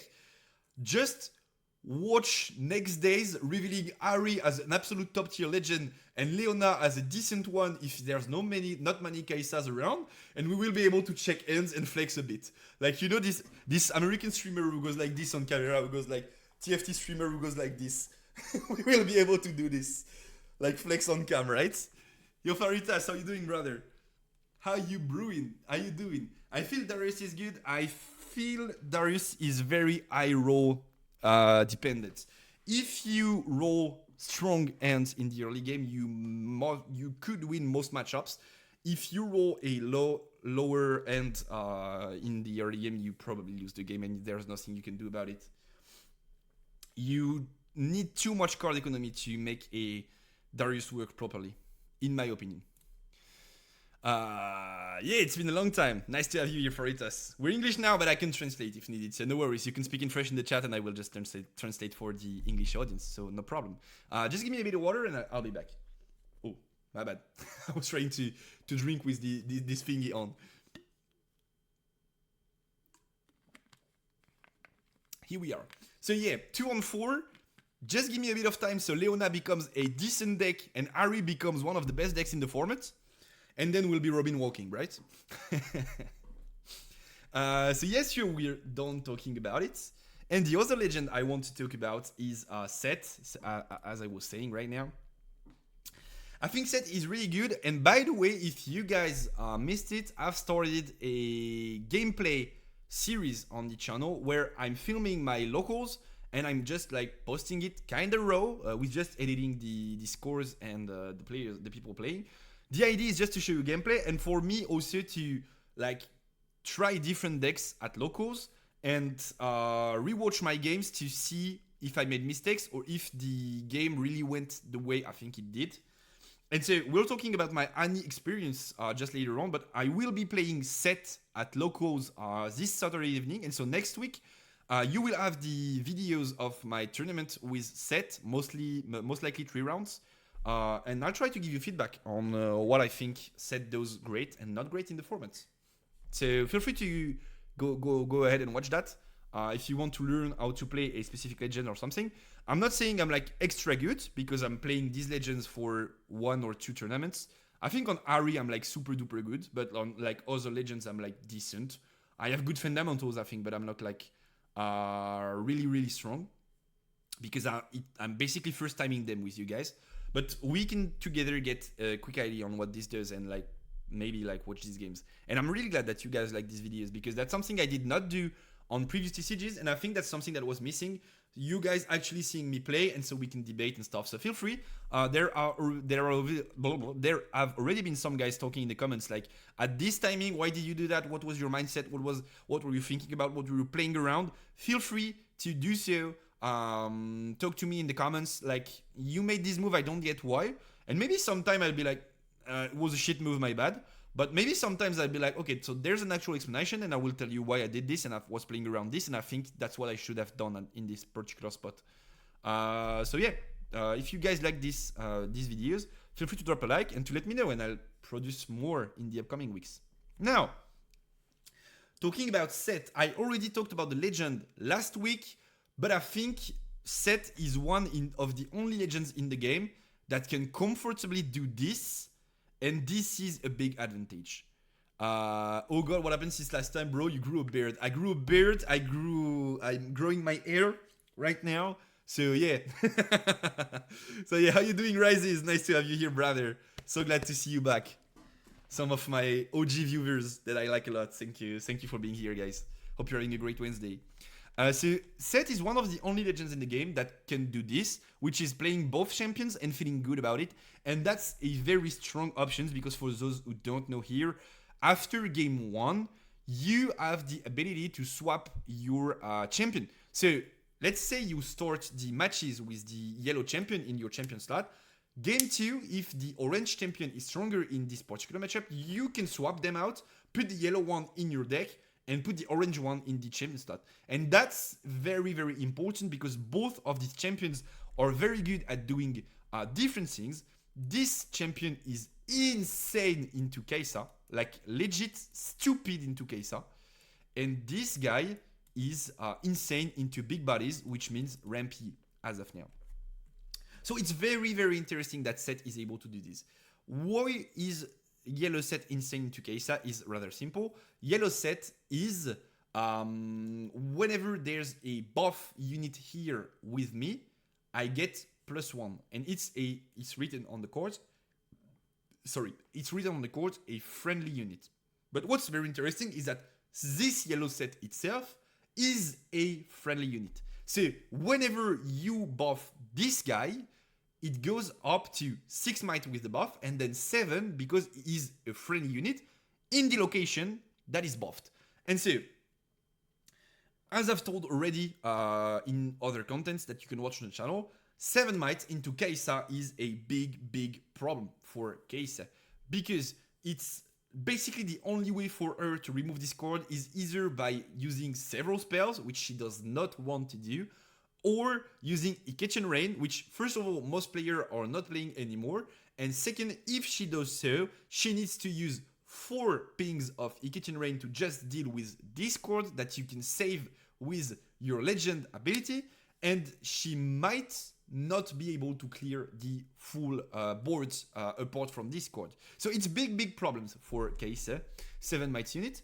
And the other champion is rather obvious, but like with several buffs, he could get to like maybe 12 or maybe even 16 power, and then he basically beats anything in the game, Angward and Discipline or not. So these two champions are very complementary, work very well together, and basically the rest of the deck is like a bit of a toolbox between buffs, a bit of removal, and also in this particular version, Hook and Matron, which I do not like at all. I feel that this is adding randomness to a deck. Like, this is adding high roll potential, but high roll potential basically means that if you can roll higher, you can also roll lower. If a deck has a way to have a higher ceiling potential, but not lower its floor, then these cards are staple and they will be played. I don't think Hook is that type of card. I think Hook is a card that gives you the ability to high roll, which basically is you play Hook on curve, and then you use any energy left that you have to drop a big unit, and then this unit gets hooked next turn, and so on, and you drop the Matron. So this is the high roll. You spawn a lot of units for a cheap amount of energy. And this is like, don't get me wrong, it's like super good when this happens. But you could also draw multiple hooks, draw no hook, but Matron and Fiora, which are not good cards on their own. And this is adding variance, like randomness to your deck building. And this is not what you want to do, I think. Especially in a deck like Seth that suffers from not having enough draw power. In my opinion, this is his biggest weakness, is that he's sometimes stuck with his starting hand, and he can't do a lot to fix it because both his colors do not have very good draw options. So that's the perfect timing to be switching to what I will be playing this weekend. I've already thought about the list. I'll be building it with you guys now because I've not made a proper list on Piltover Archive yet for this deck that I will be playing this weekend. By the way, thank you guys from the bottom of my heart. Don't know if some of you here watched it, but if you go to deck library, gotta go, we'll watch replay. See ya, Selenia. See you later. Nice to have you here. Thank you for being there tonight. If you've not watched it, there's a feature which is the deck library in Piltover Archive, which allows player to, like, I want to see Leona list. I just click there and I see Leona list. And if you go to any, there's a particular list here that is trending, which is my list that I posted last week to give you intel about the deck I was playing here. So kinda cool, not gonna lie, kinda cool, like the idea.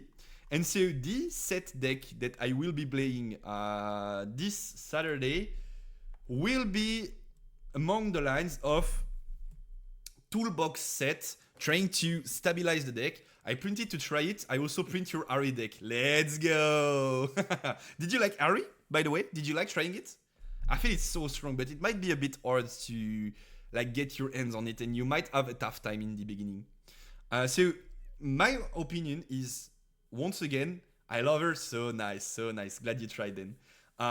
In my opinion, you don't need these randomness cards. Also, this card I do think is a bad card. I think this card is like not so good. Only works on her own, does not interact positively with the other cards in your deck, makes you burn resources for a kinda quote-unquote weak body. Do not like this card so much, so I decided to try and cut this card to play cards that interact better with what I want to do with the deck. So just to give you a bit of insights on my deck building process, I was thinking early game is rather important. And so if you do mathes, once again, I've made a video on how to calculate stuff in TCGs with the hypergeometric calculator and stuff. So if you do mathes, you will most likely find out that the best number of turn ones you can play in your deck is 8 and not 9. Most people are on like 6 or 9. If you want to see 1, the best amount you can play is 8, sorry. So I decided to play 8 turn ones. And so I'm playing this card, the C3, which is a free buff generator to pay for your cards, which is like very good, of course. I'm playing Pit Rookie, buff generators, once again. And I was looking at my options. This card I told you I do not like. This card I do not like neither, for one specific reason, which is I think Set does not have a problem generating might in the mid game. At least, like, maybe that's rather what is very good at, generating might and taking advantage in the mid game. What is kind of bad at is generating resources. And so I did not want a card that was like, it's okay-ish, but like does not matter to my strategy. And I wanted a card that was able to help me with my weaknesses, actually. And so I decided to play 2 Soaring Scouts, because basically any of these early drops bodies, their job will be to stay on the board 1 turn to then conquer and not make you lose tempo. And so in that sense, having Poro or Scout is the same. I will drop it turn 1, then conquer with it turn 2. And then for a 1 might difference, I'm getting an extra rune, which I'm pretty bad at doing. So I'm trying Soaring Scout. I might be wrong, but I'm like pretty sure this card is trash. And I don't think Poro is the way to go in at least the build that I'm trying to bring to the tournaments. So then you do have several units that are, in my opinion, mandatory when you play this deck. First being First Mate. First Mate is like so insane. I honestly don't understand how First Mate does not cost a power. In my opinion, it should be a 3 energy and an orange power for 3 might, because early game wise, it's a fine body. You're just dropping a 3/3 vanilla, but like there are actual vanillas in the game that do have an even stat line. There's an actual green vanilla that is 5 energy for 5 might. So either you're playing a 3-3 vanilla, which is like the stat line for some vanillas in the game, or you're playing in the mid-late game one of the most broken interactions in the game, which is restanding this guy, orange set, which like is so crazy. So yeah, I do think this card is like mandatory in the builds. I don't like Fiora, kind of the same reason why I don't like Tree-Faring Glory Seeker. It's because these are cards that work on their own, but do not synergize well with the rest of your deck, and they both require you to have a lot of resources to be valuable. So I decided not to play Fiora, nor, and this might be a bit more controversial to you guys, to play Kiana. I said the deck lacks a bit of draw power, and like obviously Kiana is a very decent option to draw. So why did I decide to not play Kiana? Well, for the exact same reason. I think most 4/4 burn 1 cards in the game right now are not very represented, is because they are very slow. Kiana does not have access to accelerate, and opponent will be like very happy to like deflect on a charm or a spell or whatever to kill her because you dropped a rune. So before he does anything, you slow down your own tempo to try to draw cards, but you're not 100% certain you will draw cards. And if he clears it, then you're clearly in the losing side of the trade. So I considered playing this card instead, which is if an enemy unit has died this turn, you pay 2 and 1 and then you draw 2. But I consider it a bit too situational, and so I decided to not play Kiana at all and not replace it in my deck building. Of course, you need to play the Kinku Monk, in my opinion, so strong to grant 2 buffs to your units.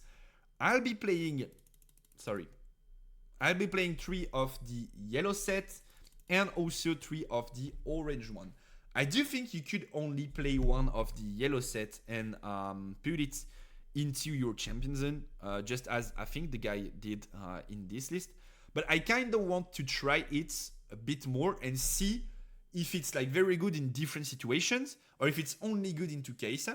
So the fact that I'm playing 3 will allow me to see it more in my hand, and so being able to play it more often and check it more often if it's worth or not. So I'll be playing 3 of it, and then 3 of the orange one, of course. Sorry. And then I am playing 2 Lee Sins centered as my top end. So for those who don't know, Lee Sin centered is an accelerate card which is has an even power / might curve. So it's a 6/4/6. You can accelerate it, so it becomes 7/7 and burn 1 to have 6 might. So basically it's the exact same card as this guy in terms of like cost value. But Lee Sin is also implies other buffed friendly units at his battlefield have +2. And so this is a great way to accelerate and close up the game in the mid to late game, which you'll be very good at, generating a lot of buffs and using them to like make them strong. This also gives value to C3, which is a card that you're happy to use in the early game to spend buffs, but like later on she becomes kinda useless. Well then with Lee Sin it becomes kinda strong to play these cards. And also, once again, I want my whole deck to be like kinda working together in a way that cards buff each other. So when I play 2 cards together, they do get better and they don't like do their own thing on their own but don't work together. And so in that idea, I wanted to focus my deck building on buffs, which I think are crucial to set. There are matchups that you lose because you don't draw a buff card, and I did not want that to happen. And so I added triple arena bar to my deck. And you will see that this is a big deck building restriction. Actually, because that's a card you kinda don't want to see multiples of. And if you draw it in the later game, it might be a bit of a brick. but I've tried to think about ways to warp my deck building around this. And so what I like most is Hook does its thing, units do their things, and if they work together, then maybe they're strong, but they don't. They are not built, they are not meant to work together. Whereas Arena and units are insane strong together, and so if I get two of them, I'm super strong. But if I get Arena with any unit, I'm strong. And if I get units without Arena, I'm not doomed. Whereas if I get Spectral Matron in hand without Hook, I'm kinda doomed because burning 2 in set is a big penalty. I don't see a lot of decks playing Seals. Why? I'll answer that later on. Keep it in mind, Mosen. I'm like finishing this deck building in theory, and then we're talking about Seals, right? And so I kinda had my full body lineup. Sorry, there's my head on there. Where should I put myself actually? Might be a bit of bother. Anyway, oh, you see kinda everything. Okay, it's okay. So this is my full lineup of bodies, which I think is fine. Like it's not. Also, there's Arena Bars, of course. It's not like I think I did not miss on a single one, but maybe I did, but I don't think so. It's not like such a cheap lineup. Like there's not a lot of early game bodies. Sometimes set lists like to play also like Trifarian and like other stuff, other mid game stuff like token generators like this guy or Discord, but like I did not like them in this build. So this is my full lineup, and then as I told you before, I'm going full toolbox with this deck because from my experience, most of the games I played against Set and I lost were when Set was stacking spells and going like Gorilla, so buff 3, into then Showstopper, into then another Gorilla, into then Challenge. And these were the game where I had a tough time.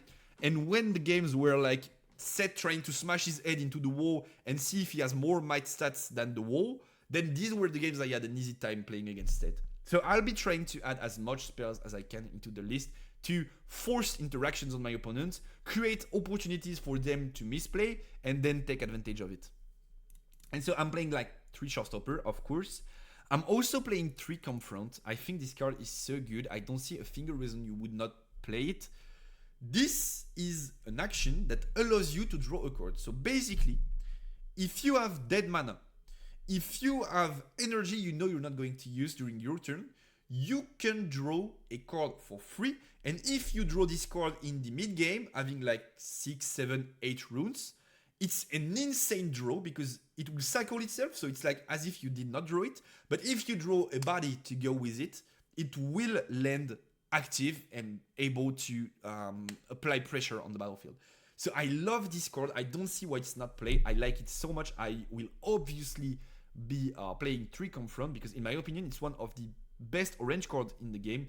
And it's very underestimated for a reason that I can also understand. I think that's why people are not thinking about this card being so strong, is because Yi has a lot of accelerates already. So Dead Bloom Predator is kind of an accelerate. Yi Champion is accelerate. Fae Blast is an accelerate too. Fae Folk.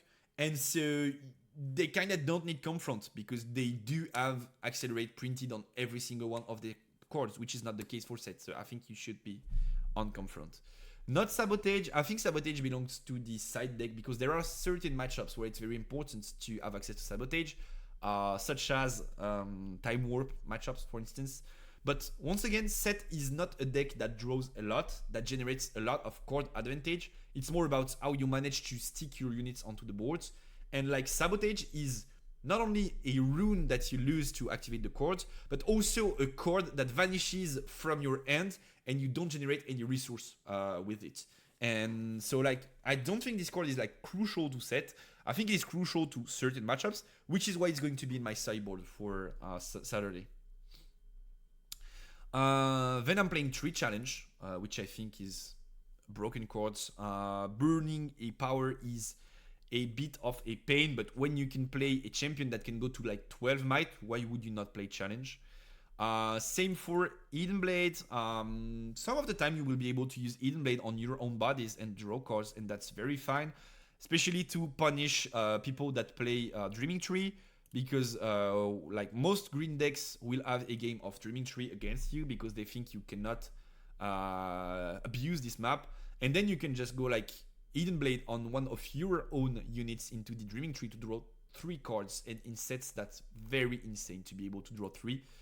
Something the deck struggles a lot to do. So I think Eden Blade is a key card also. Call to Glory is also a key interaction in my opinion. And I think that might be it. Did I miss something there? I think I'm on 40 cards. I consider this card too, like 1 or 2 ofs. It's a bit of a more expensive challenge, but people cannot defy this. And so the fact that this cannot be defied in certain matchups is very important. But like, it's a bit too expensive. If it was 5, I would probably play 1 or 2 of these cards to draw them in the later game. The more I play the Gab and me, and the more I love Eden cards. What is Gaben? I don't know about Gaben. Is it like a typo for Garen? Ah, the game. Yeah. Eden cards are very interesting. Especially when you are strong enough or have enough knowledge about the game to generate some mind game from it, and you can bluff and stuff, and like it's very good as a mechanic, I think. And so I think it's 40 cards in the deck, no? Yeah, it's 40 cards. Spot on. So that's about it for my list. I will obviously print a picture later on so you guys can see. Then for battlefields, once again, biggest problem is draw power, so I decided to go full on draw power. And also, I told you I wanted to play, yeah, exactly, Moss, and you can't use Defy on a card that recycles 2 because it's more than 1, which is printed on the card. You can only Defy a card that costs less than 4 energy and 4 or less, sorry, and 1 or less power. So basically, you cannot Defy like Falling Star if that's the card you're thinking about, or Rebuke too. So once again, I wanted to play 3 bar, and I'm aware this could be a problem at some point. So I decided to add Zone Warren to my lineup of battlefields. So I can go game 1 Zone Warren, and then I can just like play around it, and if I have extra bars, I just drop them, and if I don't have bar, I can drop dead cards or like less interesting cards to dig for bar, which is very cool in my opinion, to be able to do that game 1. And then if bar is not key in the matchup, like it's very key in the Kaisa matchup, for example, it might not be as key in Yi. I need to test against the matchup specifically. So if it's not the case, then you can just side out like 1, 2, 3 bars game 2, and it's not a problem. Game 1 you pitch them, game 2 you side them out. And then I went full on draw power, so Grove of the God Willow and Monastery of Irena. So when you conquer here, you may spend a buff to draw 1, except if I'm playing against Lee Sin or Set Mirror, I'll be the one taking advantage of this particular battlefield. And furthermore, I think in the Mirror, I'm also the one taking advantage of this battlefield because I'm on 3 bars, and so I will have a lot of buff to spend to draw cards. And obviously the Grove of the God Willow, which when I hold there, I will be able to draw a card. So as you can see, full on draw power, and probably I think it should help with the deck's weakness. And then I just used a bit of a stat 2 because you know how much I like this stat 2 from Piltover Archive. And if you guys have not seen my video on how to build your rune deck, feel free to go watch it because it's I think it's a very complete and advanced guide on how to use statistics to optimize your deck building, and it's only 10 minutes. So if you've not seen it, feel free to go and watch it. I think it's very interesting. But basically, the calculation was you should play 8 orange and 4 yellow, if you're just looking at this. But since sometimes I will need to be able to drop the yellow set on, so this cards, right? The yellow set on 4 energy, and I might not have such a great stats of having a yellow energy when I draw 4. With this, I went with 5 orange and 5 yellow. 7 orange, sorry, and 5 yellow.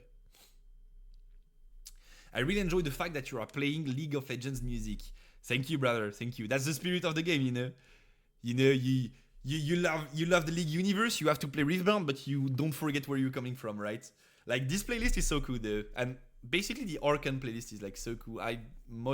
Like, let's not say most of the time, but I often listen to it when I'm working or stuff, and I'm like, yeah, what you say, you gotta find a place to play. And I like it so much. So, yeah, we know where we're coming from, right? We're nerds. But guess what? Now nerds are the cool guys. So let's say we're cool. We're cool guys now. So that's the list I will be running. Let me. Oh, sorry, I forgot about the sideboard actually. Sideboards, I did not have such a great reflection on the whole thing.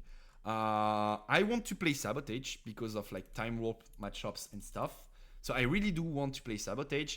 I really do want to play Leona because I think it could be rather important in the Yi matchup.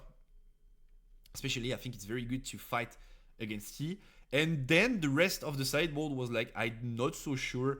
Maybe I could play Cannon Barrage for certain matchups. Maybe I could play Facebreaker to have an even better matchup into Yi because Facebreaker is insane into Yi.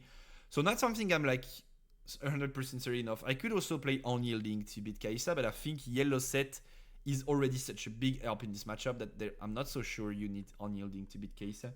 So that was the plan. And then let's just boss. Oh, cut on keyboards. Boss of the bar. Bar's boss? Bar's boss is better. Bar's boss. And let's make it a public list. Why? Wait, what? Why can't I make it a public list though? Edit deck. Another legend I feel could be fun is Annie. Guess what, Spirit Chiller? We're talking about Annie in like right now because I did play Annie last locals and I want to give you guys a feedback on what I think her strength is, her problems, and how to fix Annie in the upcoming events you will be playing. Sideboards is 6 out of 8. It's either 0 or 8. Oh, okay, so let's just put like 2 unyieldings and like whatever. Oh, my bad. Sideboards. Let's just put like 2 unyieldings and say that's my sideboard, and if that's not, I'll update it. Let's make it a public list. So you guys can check it whenever you want. I'll give you the deck code if you want to save it. Not this. This actually. Hey, here you go. Here you go, and you guys can try set if you want. I'll be trying it this Saturday. I'll be posting the gameplay start of next week, and I'll be telling you guys next stream, so next Wednesday, what I think about this legend and how it performed for me. Now, should I get another sip of water, and should we talk about my Annie experience from last week? So, once again, I'm just going to flex with this, because guess what? I'm in the popular section now. Tough time being a popular guy. I'm going to keep flexing with this feature, and you're going to do nothing about it. Just be aware about that.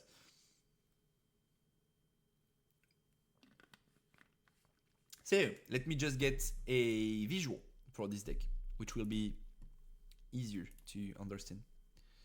Download image. The cat wants to go outside. Give me a second. I'll open the door for her.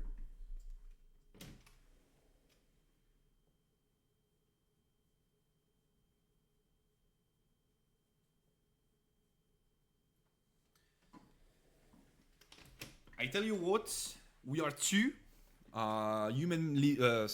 living beings here, me and my cat, and I'm not the one to rule this place.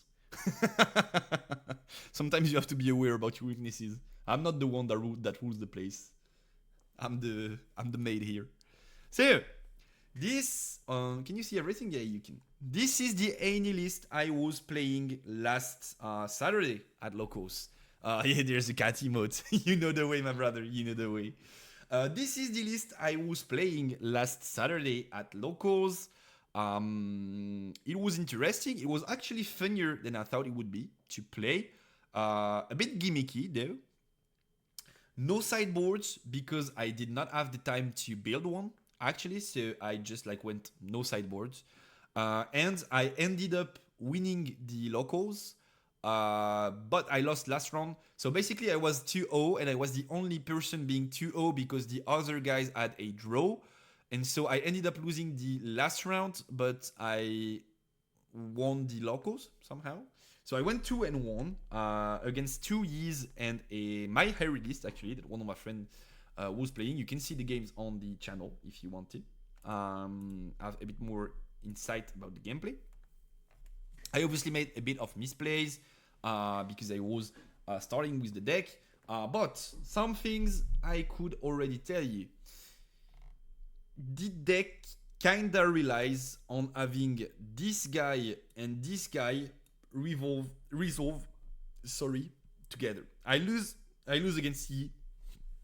I lose against C round 3 because of something that I'm going to talk about later on.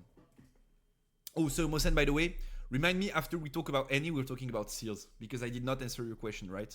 So after we talk about any, we're talking about seals. So basically the deck revolves around these two chords working together. Ride the Wind allows you to do like cool stuff, not like insanely broken stuff, but like you can do stuff with like Kesa to draw during your opponent's turn and score points and stuff. The idea behind this list was to have a bit of a mid-range deck. It was heavily inspired by a list that went, I think, top 2 in a city challenge in China. So I'm not going to go like I created all of this. I was inspired by this. There were a few chords that I didn't like that I took out.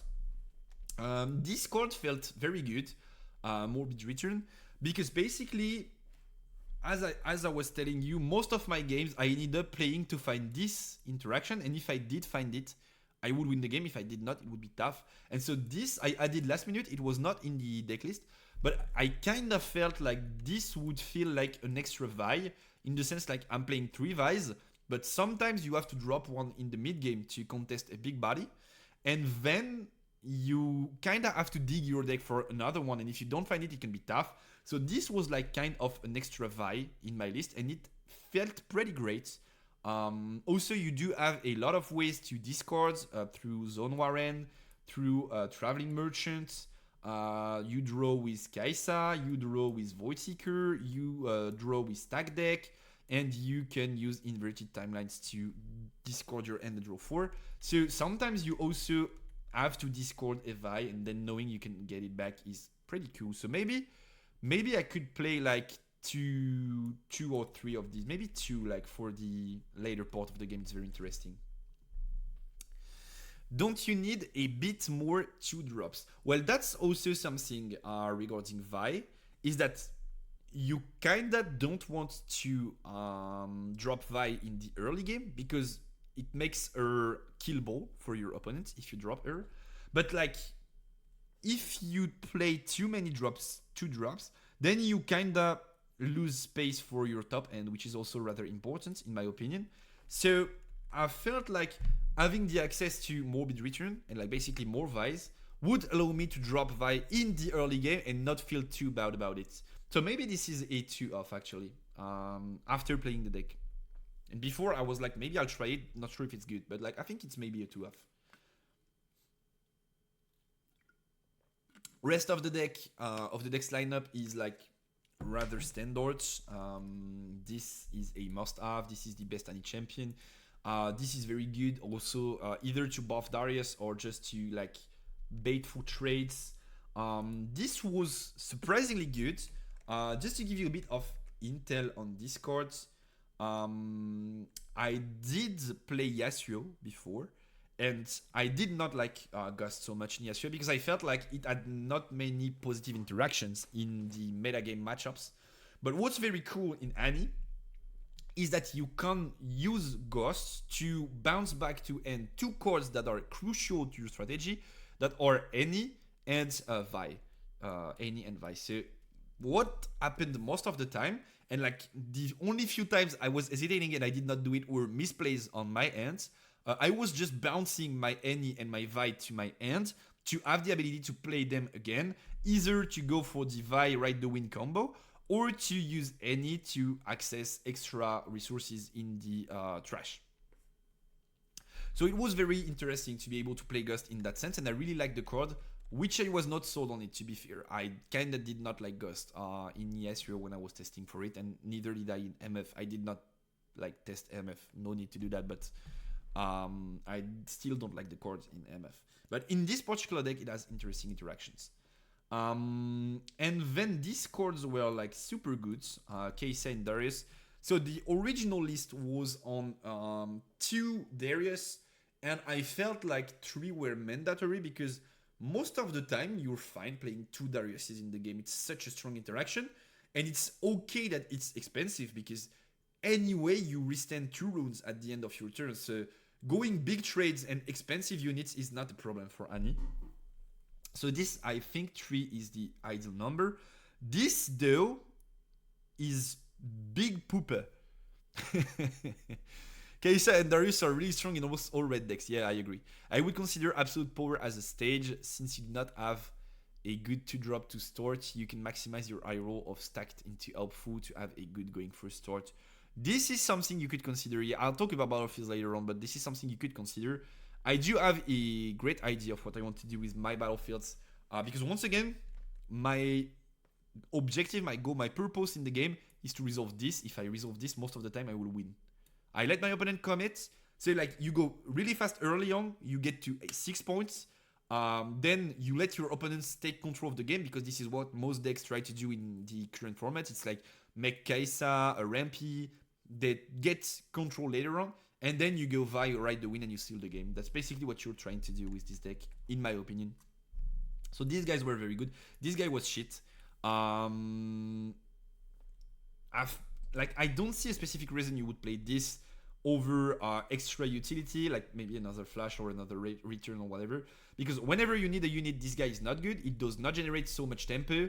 It's pretty cheap but pretty slow, which is not what you want to do in the deck.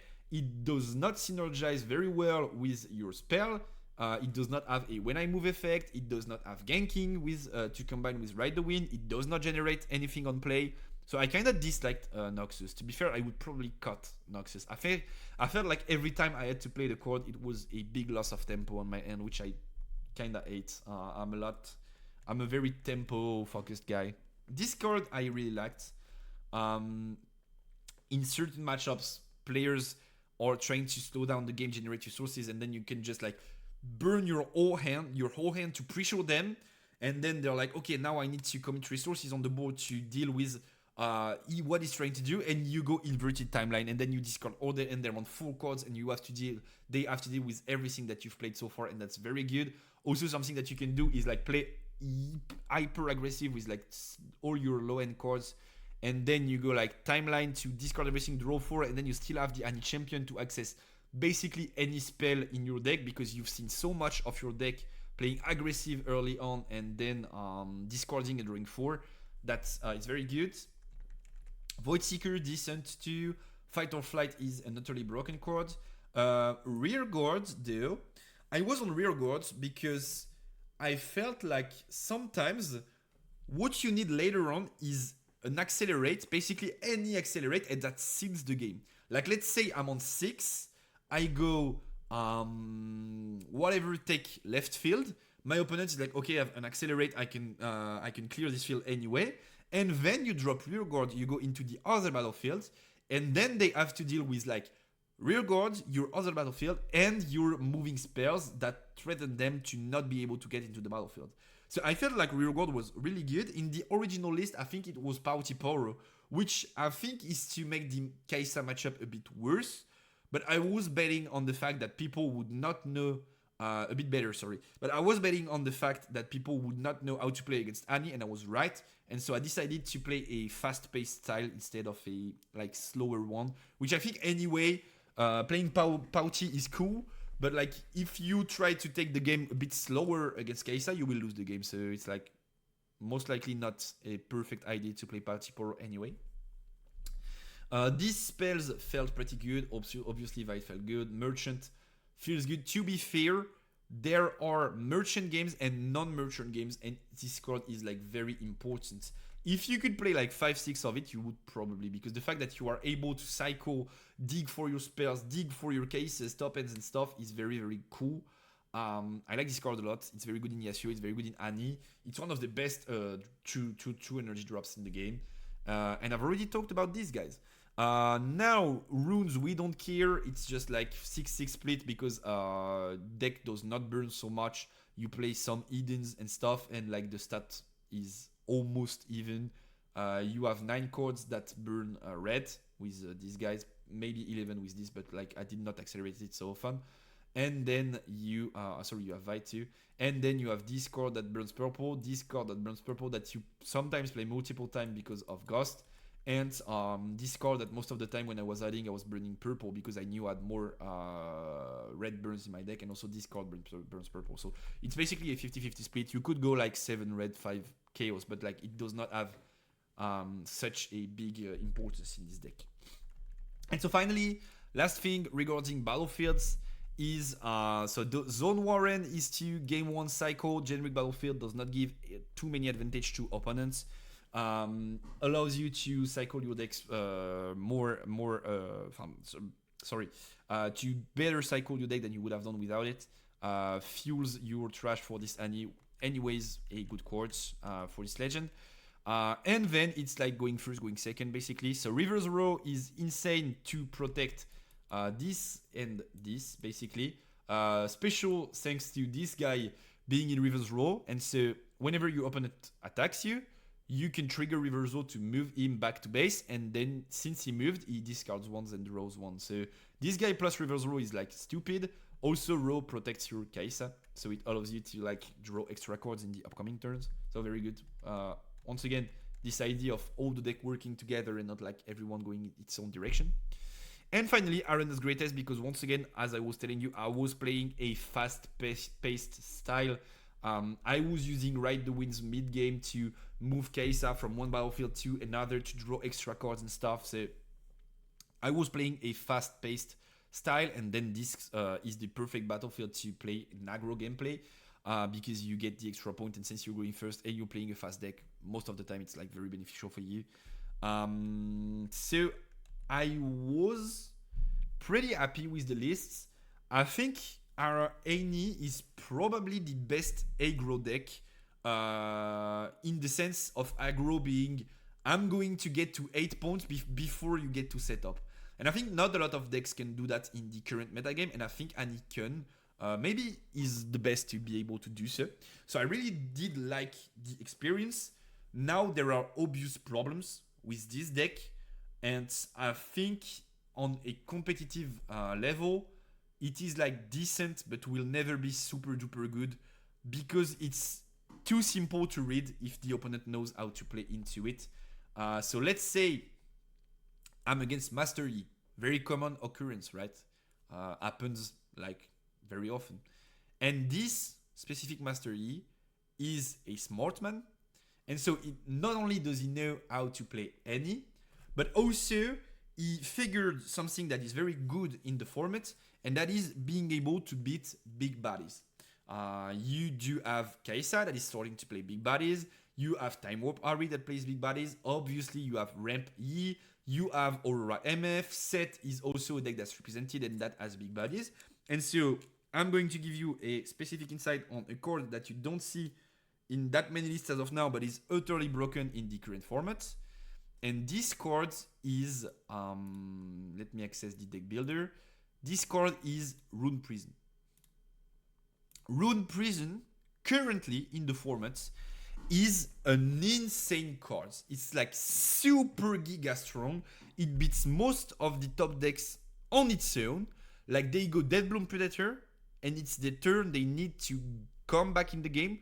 You go Rune Prison, you've most likely won the game if you're a fast-paced deck. So this man is a smart man. He's on that Rune Prison in the sideboard, maybe. And then he's also on 3 Defis in the main deck, because why would you not play Defi in your main deck when you're playing green? It's one of, if not the best interaction in the game. So he's playing Defi and Rune Prison. Well then, let me tell you, I basically have a 0% win rate against that guy, because if he just cycles to get to Defi and Defi's Discord or interacts with it in a strong way, and then post side, he just waits for me to go Vi, then recycle my entire trash to get Vi to like 15, and then when I go Vi attack, he goes Rune Prison and stuns her. Well, Rune Prison does not have anything regarding battlefields.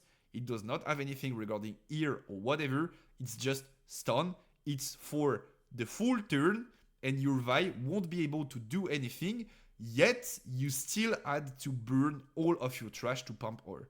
So basically, this guy has 5 to 6 interactions in his deck, depending on the amount of Rune Prisons he's playing in the sideboard, which one-shot my deck. There's not a single way I can outplay both of these cards. So I do think this is a very big problem for Annie. And that makes her, like, if you want to win in tournaments and people are prepared or at least know what Annie does, that makes her barely playable because they just have to dig their deck for their interaction and then they basically win the game. When you say Rampy, you mean Aurora or other version. Nice to see you there, Jacob. How you doing, brother? Glad to have you on stream again. You were the last week, no? I think so. Glad to have you there, brother. I'm talking about Ramp, not Aurora specifically. I think Aurora is a terrible card in Yi. Even though Yi might be the best user of Aurora, but I think Aurora is a terrible card in Yi. And I think most Liists should be like Ramp, no Aurora, at least as of now. Is it a Ramp Li list? It is not. Or kinda, but not like what I'm talking about. Rampy, Aurora. I think I've seen one there though. So let's just scroll a bit. We talked about it last week. Ah, my bad. Riftbound, Dex. We talked about it last week. Where was it again?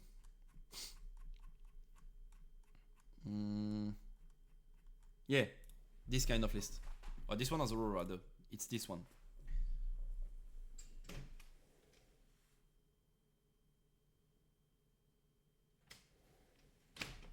Kitty wanted to come back in.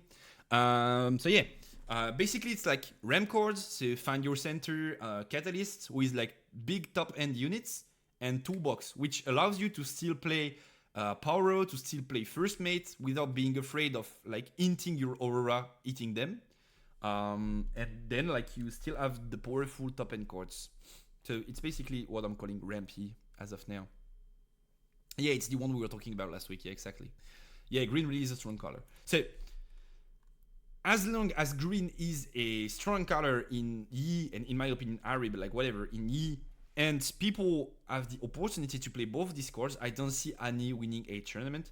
Also, other matchups are like not free at all. I don't think Annie has like an insane time playing into Kaisa. I think the matchup is rather Kaisa favored. Because basically Annie has to go fast, like very fast. If she does not manage to go fast, she's probably losing the game. Whereas Kaisa just has to slow things down a bit and could also win going fast. So there's like an absolute lose condition for Annie that Kaisa does not have. And I think the opposite is not true. Did you speak about the word item? Yup, I did do so at the beginning of the stream. You can watch the VOD if you want to know, but I do like it. I do like it a lot. So that's about it for my any feedback. That being said, if you want to play a cool tempo deck and have fun at your locals, you should probably try Annie. It's very fun, very interesting to think about interactions. And like either way, you will gain experience playing into Annie for your upcoming matchups, because I can tell you what, if you don't know how to play against this deck, you will most likely lose, because it can be very surprising in what it can do. Sorry.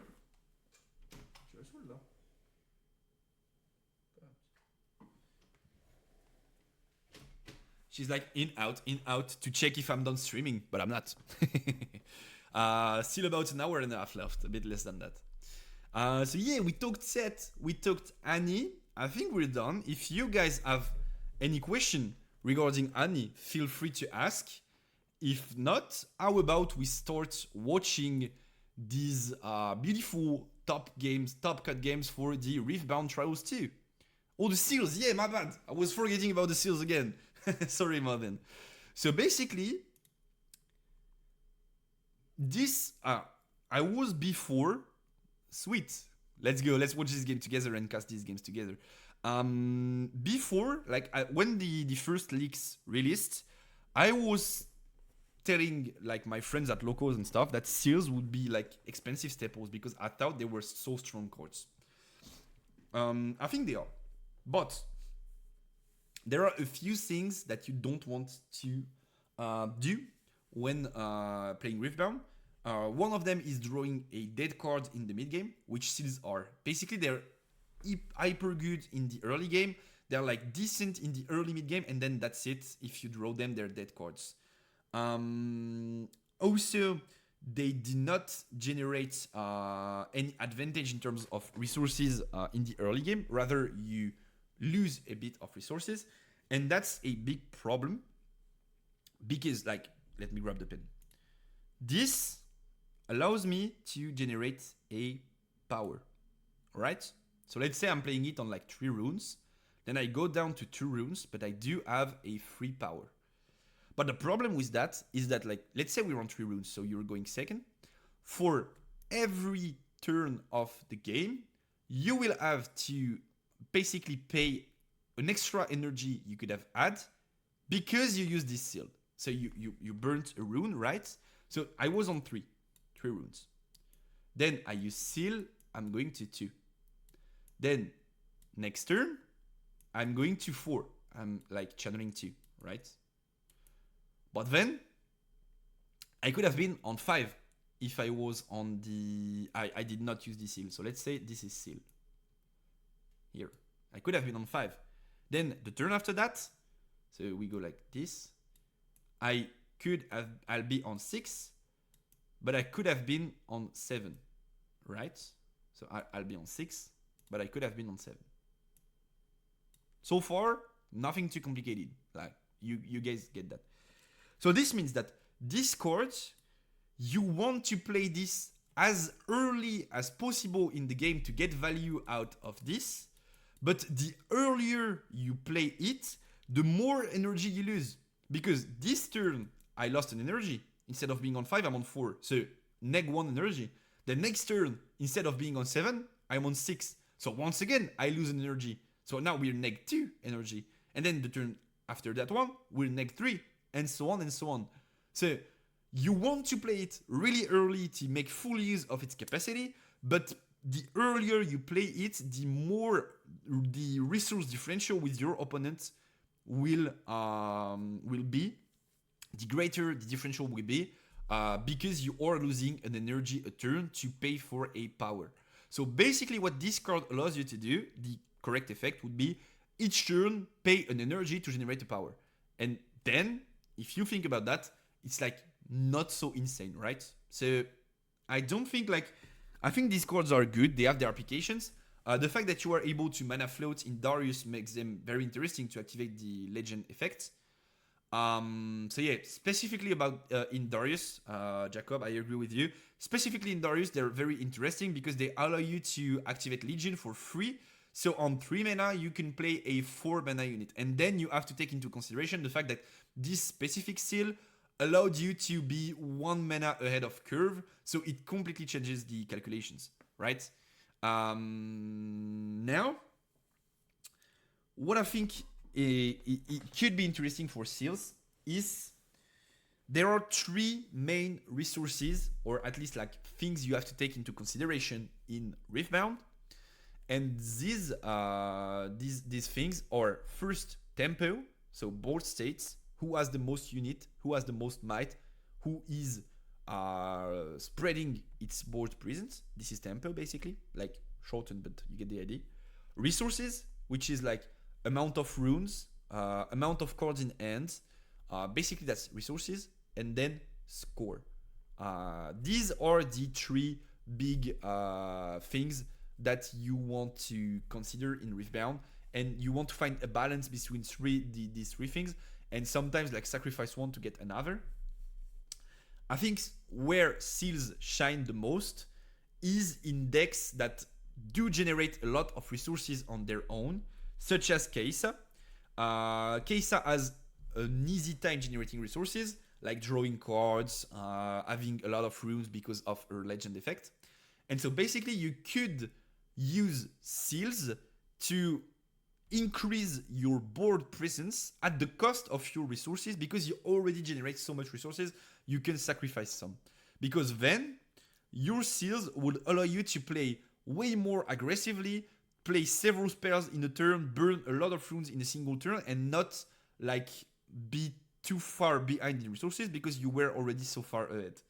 And so in this kind of decks, I could see it being played, but in like tempo decks, like what people usually call mid-range, which is like decks that are centered on like using every little value they can generate in terms of resources to transfer it to boards and then pre-show the board with it,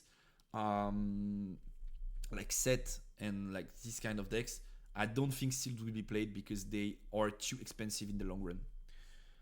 That was a big bit of a long explanation, but I think that was needed. So sorry for you guys if you said it was boring and you were just waiting for me to cast the games. But I think it was kind of needed to talk about this topic specifically. And by the way, I'm going to like write this down because I think that that's a very interesting like short content to post on socials and stuff. Seals shorts. I'm going to write this down so I remember to edit it and post it on socials. One deck I could see using seals would be Jinx.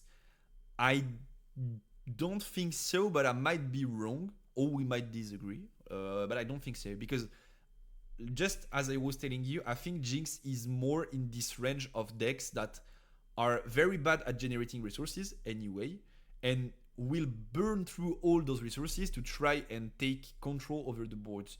People think Jinx is a good resource deck because she draws an extra cards when she's low on resources, but she's also one of the decks in the entire game that exhaust her resources the most because she asks you to play aggressively. And so basically, I think playing a seal would just be like you are dropping one resource from your hand to generate resources that you're not already good at and that won't make you good at generating them. So I think you should, like, you can try them, but I think you should not play seals into Jinx. That being said, in Darius Hook, it's very good for the reason that you are able to go over curve, which is very good in like any mana game. Being able to play over your natural curve is like very good. Is there anything else? Yes, there is. That's something that I wanted to share to you guys. So we are watching Riftlab TCG. Go drop them some love. Here you guys go, and let me pin this for what, 60 minutes, something like that. Perfect.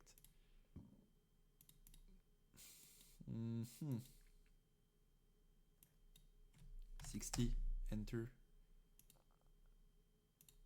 Is it good? Not sure it is. It's not. How do I close the menu to what? 30 seconds and 30 minutes. Ah, okay, it can't be 60. All right. Well, let's go. Let's go for 30. Would be good as of now. So you guys can go drop them some love, because what we're going to do now is watching the Riftlab Trials 2 playoffs, so quarterfinals, semifinals, and finals, and we're going to watch them together and debate the plays, talk about the plays, talk about the decisions the players are taking, if there were a better way to take decisions. Basically, if you guys were there on the previous stream, from the earlier weeks, we were rewatching the Chinese regionals, but I feel like their meta is already a bit outdated. Too much stuff changed. And so it would not be like very smart, in my opinion, to try and get data and like technical analysis on like games that were about a month ago, when the meta game was like completely different and players were not as good as they're right now because they did not have as much time testing. So my plan for tonight is to be watching these Riftlab trials, which happened last weekend, and try to learn from it, actually learn together, analyze together, And maybe if we see potential optimizations, then talk about them. What do you guys think? I think it's a cool thing to be able to watch more recent tournaments in a way. And also shout outs to the Turn M Sideways podcast, which is kind of the main thing I think in Rebound right now, in Rebound right now in terms of content. I think these guys are doing great job. I think they are at their prime when they're working with an analyst. So if you guys need one, feel free to hit me up.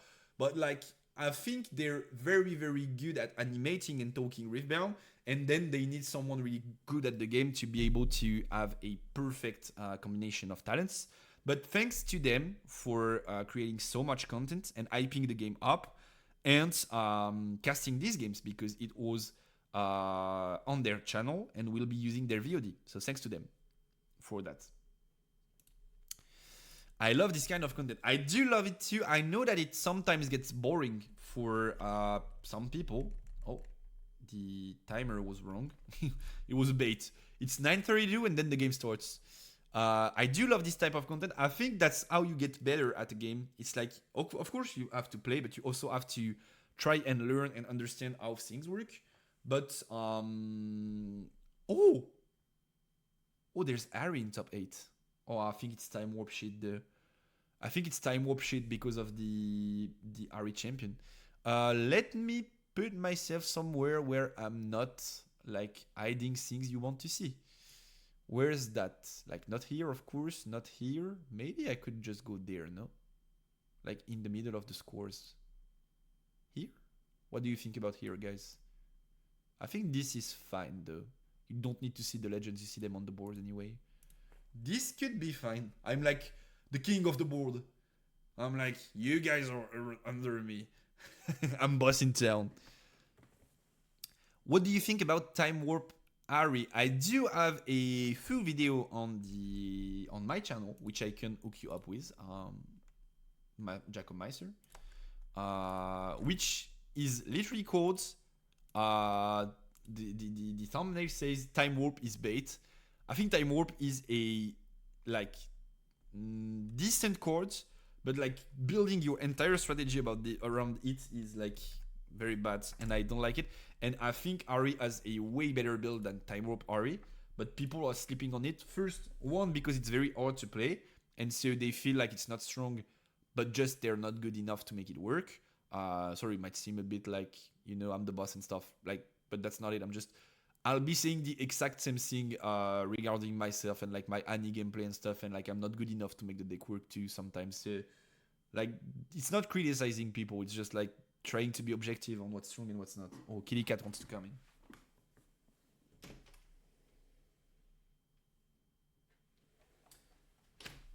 There she is. And then I do think Time Warp is a shiny card in the sense that when you resolve Time Warp, it releases dopamine. Like, it's like you feel good. You resolved a broken card. You won the game basically out of it.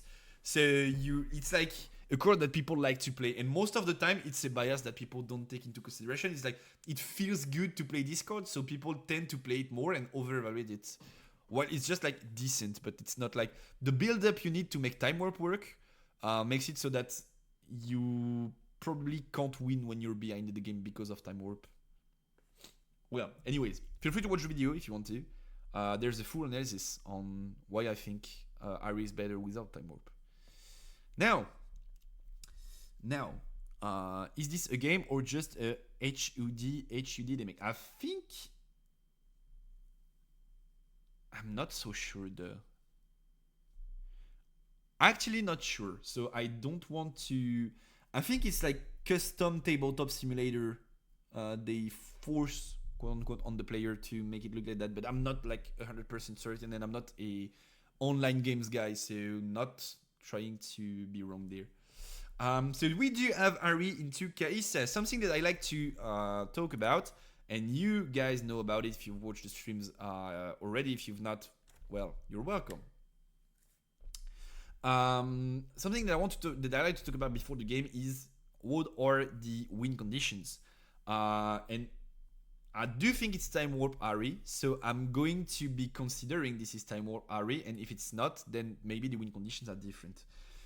So basically, Kaisa wants to slow down the game to the point where Ari is not in the 5 to 6 point range, because if she is, she could find a way to sneak into one of those battlefields, drop the Time Warp, and win the game. So I do think Kaisa wants to try and force Ari to be in this 4, maybe 5 max point range. And on the other end, Ari will want to start strong, go aggressively, score points, and reach that exact range to be able to enable the Time Warp to win her the game.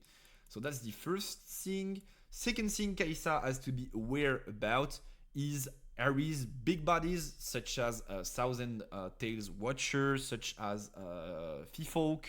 So Ari will have the ability to play bodies that are a pain for Kaisa to deal with, and so Kaisa will probably need to dig her deck to either find, depending on the build, her Ikechin Reigns or her Mech or her Darius to deal with these bodies, because if they stay in a battlefield for a turn, it might very well be over.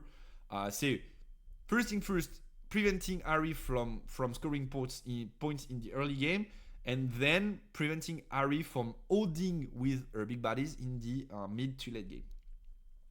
On the other end, Ari will want to score points, generate card advantage, card economy, and try to go into this war of I'm a Time Warp away from the win, will you be able to contest me?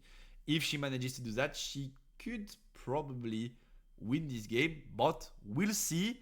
Let's get going into the actual gameplay. So turn 1 is Clockwork Keeper, which is a card that I don't like, at least in Ari.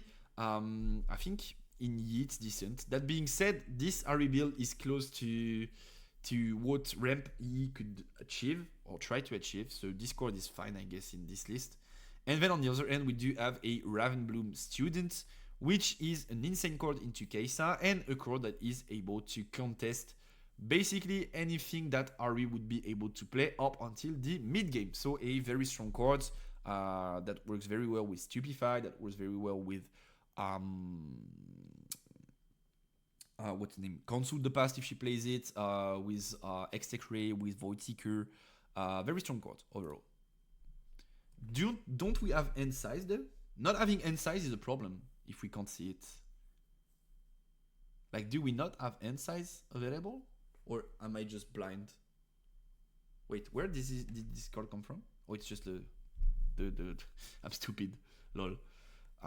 Okay, so we are scoring the first points in the Dreaming Tree. So we will be able to draw extra cards potentially, playing with our buffs.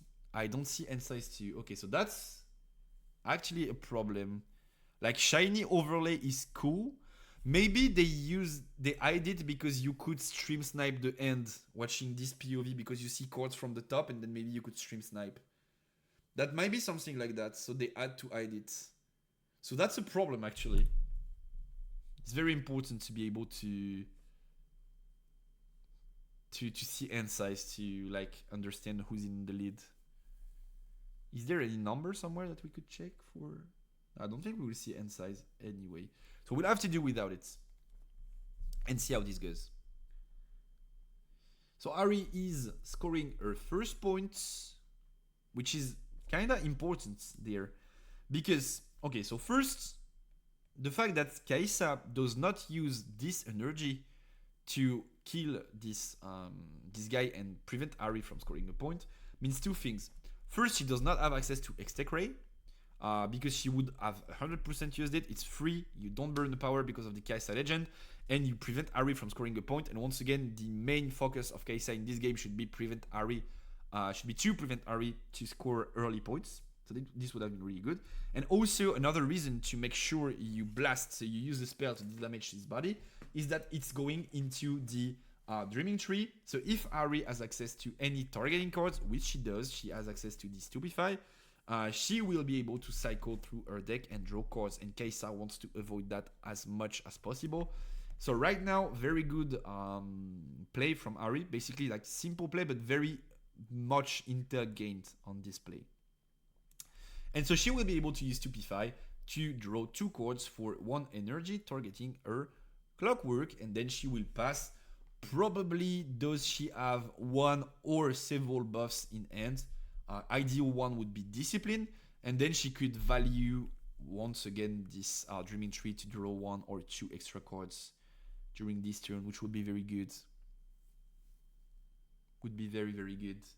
So we don't have end size, but from this interaction, we already know that Ari will have a lot of card advantage. Now the question is, will Kai'Sa be able to match this? But Ari already has something like, she did not play a single card from end this turn except Stupefy, which grew 2. So she's on like 5, neg 1, 4, draw 1, 5, neg 1, 4, draw 2, 6 cards, and next turn she goes to 7 when drawing 4 turn. So like big card economy onto Ari's side.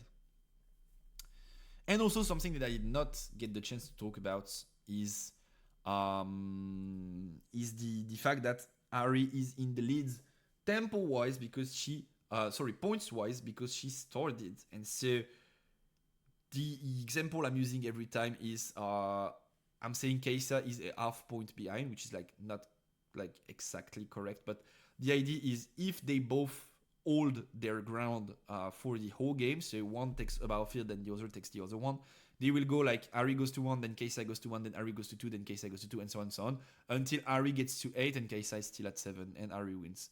So this also means Kai'Sa will have to come and trade Ari, which is what she's trying to do right now, and that has even more that matters even more because Ari is probably on a time warp list, which means going like a half point ahead could very well transform into going like 1.5 or like even 2.5 points ahead, and then it's most likely game. Can you explain how priority works? If I use a spell and it's my turn during a showdown, I am stealing the player with priority. I could explain, but sometimes an image is more valuable than 1,000 words. Where should I be able to find it though? Riftbound priority system should do the trick. Priority system. I'm looking for a special graph though. Graph? Not these. Not these at all. Give me a second, I'll send it to myself and I'll drop it to you. Oh, I have no battery. I'm doomed. I'm so doomed. Where can I find this? Remind me on Discord to give you the visual Mozen because I won't be able to find it right now, I think. Or maybe in like a Discord server or whatever. But, oh, I know where I can find it. Okay, give me a second. Because that's actually an important question to answer. I know where I can find it. Just give me a second and I will. So it's like there. Then there, then there, and I think if I scroll a bit I can find it. Is it this? Yep, it is. Here we go. This is how the priority system works. So screen it right now if you guys need it, and then I'm going to go back to the technical explanation, and if you need me to talk more in depth about it, I will, but like screen it now. This is the way a priority works during a showdown. Well, I could just like put it into my Discord server now. Like it's in the Discord server, you can find the invitation link in the description of the stream, and you can like join if you want to have it. Here we go. It's rather simple, but you have to read it once to understand it completely. And then let's put myself back in the middle, and here we go. So Cleave is a very strong card to contest the position here, +4, +3 because of Cleave, and then +1 because of Ravensbloom's passive. So Rav's Bloom is now 6. Most likely this Clockwork will die. Question is, do you want to draw 1 or 2 cards off of it? And maybe you want. Also, you could have Engward Discipline, which would be like area effect. So this goes to 6, then neg 1 because of Ari, so 5. Then you could go like Engward Discipline to like have this go to 6 and win the trade.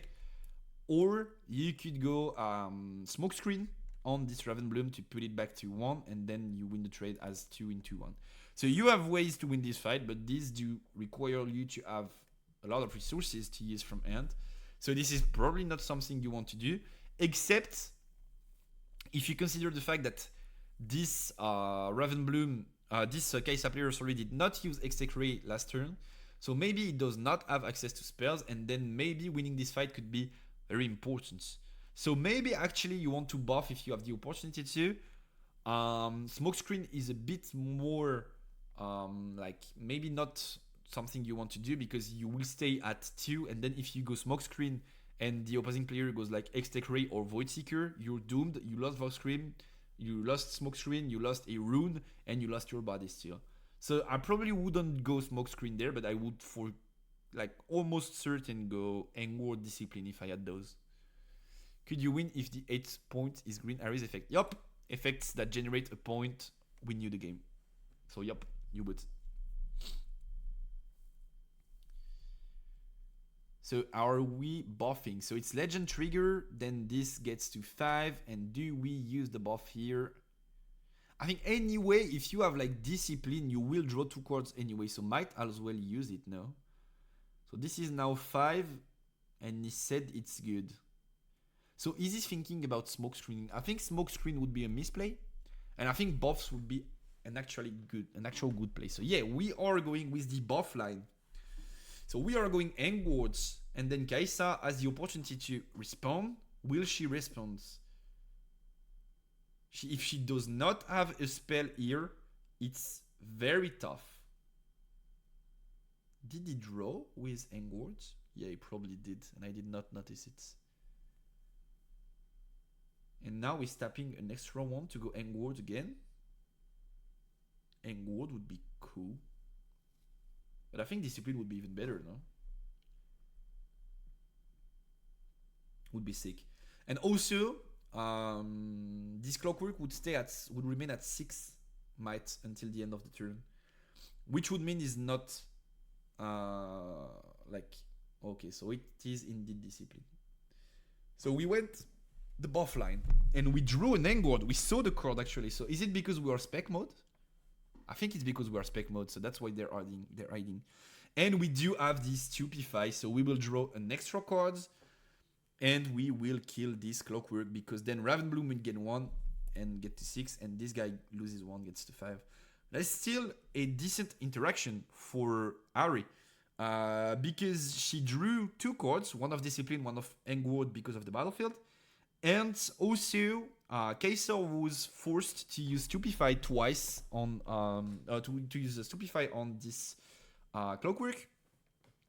And I think Kaisa would have loved to use Stupefy during Ari's turn on the Ravenbloom to draw 2 extra cards. So I do think this is still a positive interaction for Ari. And yes, I'm still here. Welcome back, Selenia. We're streaming from like 8 p.m. to midnight Paris time, most Wednesdays. And that's what we'll be doing tonight, of course. I think we will have the chance to watch the quarterfinals tonight, and then like maybe semis and final next week. And then we're going with these cards. So 4 might for a cheap amount. Okay, Ari is tapping 3 mana to find her center and ramp an extra rune. Then this is Stupefy on Ravensbloom being played to draw an extra cards. And then for 2 energy, are we going to drop something like a Poro? It's another Clockwork, and we are recycling a rune to draw an extra card. So a lot of card economy on Ari's sides, but not a lot of tempo. And that's the bigger problem. As I was talking about earlier, Ari wants to go fast. Having cards in hand is great, but going fast is way more important. In this scenario, she would, I think, gladly trade like 2 to 3 cards from her hand for 2 to 3 points, which she will probably not be able to do. And now Kai'Sa will be able to hold both battlefields with like very strong units that are a pain to challenge for Ari. It's obviously not impossible, but it will require resources. And that's what Kai'Sa wants. She wants Ari to burn resources to not score points. And if she manages to do that, she's most likely winning this game. So I think Kai'Sa, depending on the cards in hand, which I think are like a decent amount, I don't think she's running out of cards already. If she does have cards in hand, I think she's in the winning spot right now. Like, game is not won, but she's in the winning spot. I'm lucky because Kai'Sa is my favorite champ from all the Legends on Set 1, and she's one of the best game, and I love the deck gameplay. Yeah, Kai'Sa is very cool to play. I do think, though, she's one of the more flexible decks, and she's very underexplored in that sense. Like, she's heavily blast focused, when you could do a lot of things with the deck that are not blasting. And I think we will see lists with like different options, not only like going spell, poppings in the upcoming days of the game. So we are going there, restanding 2 runes at the end of the turn, also very important, because now Kai'Sa can commit a lot of resources to... Oh, actually... Rather interesting that we did not accelerate the Kai'Sa to draw a free card. What's the reasoning behind that? Because now we are in a situation where basically we know that Ari is going to need to pump one body to get into a field. If Ari goes like this or this and no buff, she will lose the trade for sure. So now we know that Ari will have to like go there and use buffs to trade these boards. And this is basically the only way she can take the board back, or maybe Fox.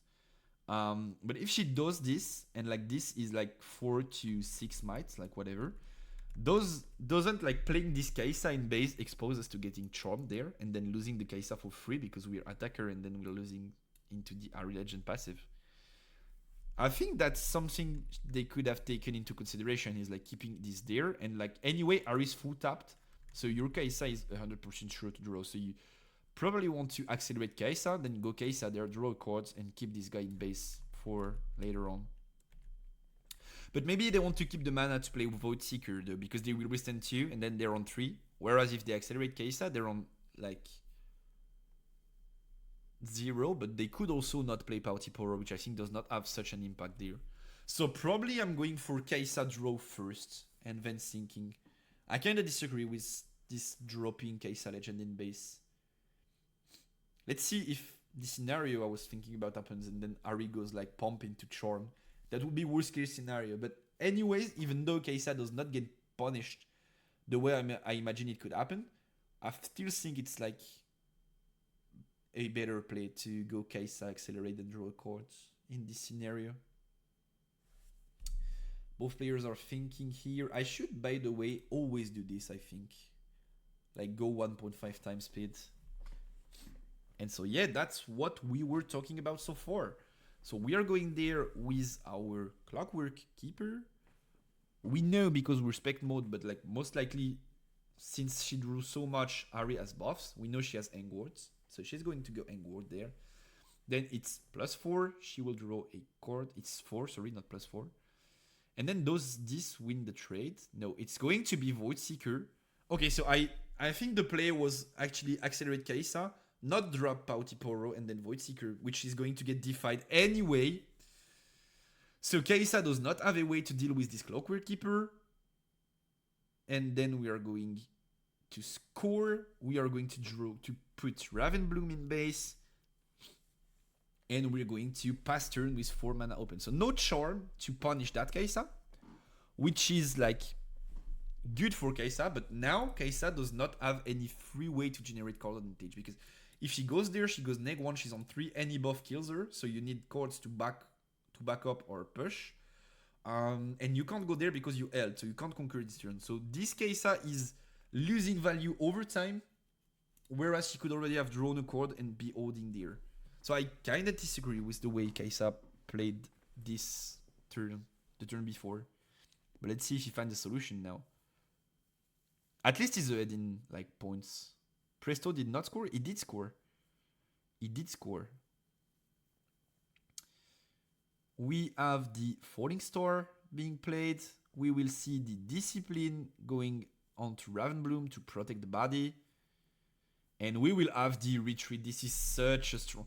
Okay, so actually, this is closer to my air list than what I was thinking about. I like all of these cards in the main deck. This is exactly what I'm playing in the main deck, but I'm not playing Green Airy, though. This is very good. Very good trade for him. Kaisa is using energy, using powers, and not getting anything out of it. So now we will draw 2 cards, one of Discipline and one of Retreat. Channel a rune, and that's very good. He will get to keep his Ravensbloom. Another Falling Star could punish this Ravensbloom, though. So Kaisa is going to go ahead and conquer here.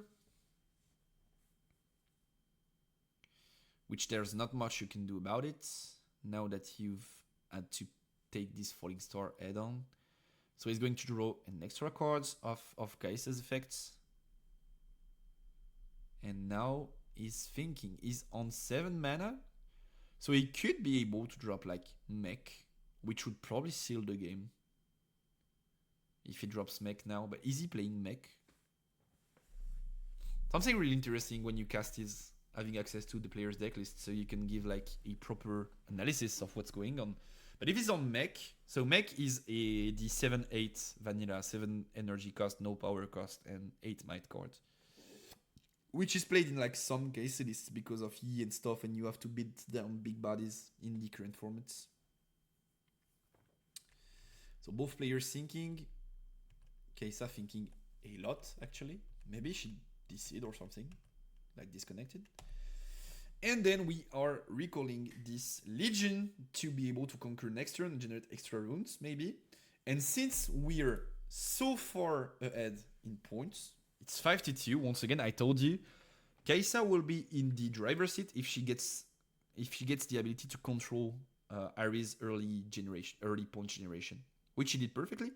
And now she's so far into the driver's seat that she just has to like lay back and defend what she already acquired, but resources are not something she needs to use. And so, very smart play here, which is kind of why I did not like the Pautiporo the previous turn, and now he did it like correctly, I think, is like you don't need to... So Pautiporo was not used at all, so I was right, by the way, like the card was useless last turn, sorry.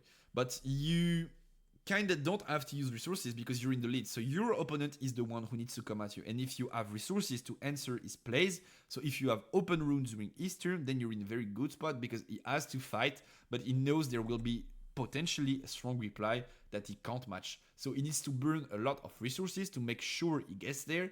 And even if he does so, you still used cards from your end. That's like correct, but you're still in the lead. You still have a 3, 2, maybe 1 point advantage worst case scenario. Taking notes for when I will play Kaisa. Great idea. So we do have the Watcher dropping down. And the Watcher will be able to trade Kaisa most likely. Do we have a next tech ray into Voidseeker play? This would be very greedy. This would be very greedy from Kaisa, but he could also just go like X-Tech Ray and then Watcher would be in range, but Kaisa is 1, so no, there's no way he does that. If he goes Voidseeker into X-Tech Ray, maybe he clears the Watcher, but most likely he gets defied or buffed, and he just like does not die. The Ari player gets to draw an extra card because he targeted his Watcher in this battlefield, and then Kaisa loses resources. So you have to let this Kaisa go. There's no way you want to. And now we'll enter the game. The phase of the moment of the game where what I was telling earlier comes into play is like, are you able to deal with Ari's big bodies? And if you are, then good for you, you're in a very good spot. If you are not, then this could become tough because if you can't clear this Watcher in like 1 or 2 turns, you will have to face more big bodies coming on. Is Kaisa playing Retreat? Potentially, yeah, maybe. It's a good card in Kaisa too. Okay, so Watcher is going to take over the Dreaming Tree and score an extra point for Harry, which goes to 3 points now.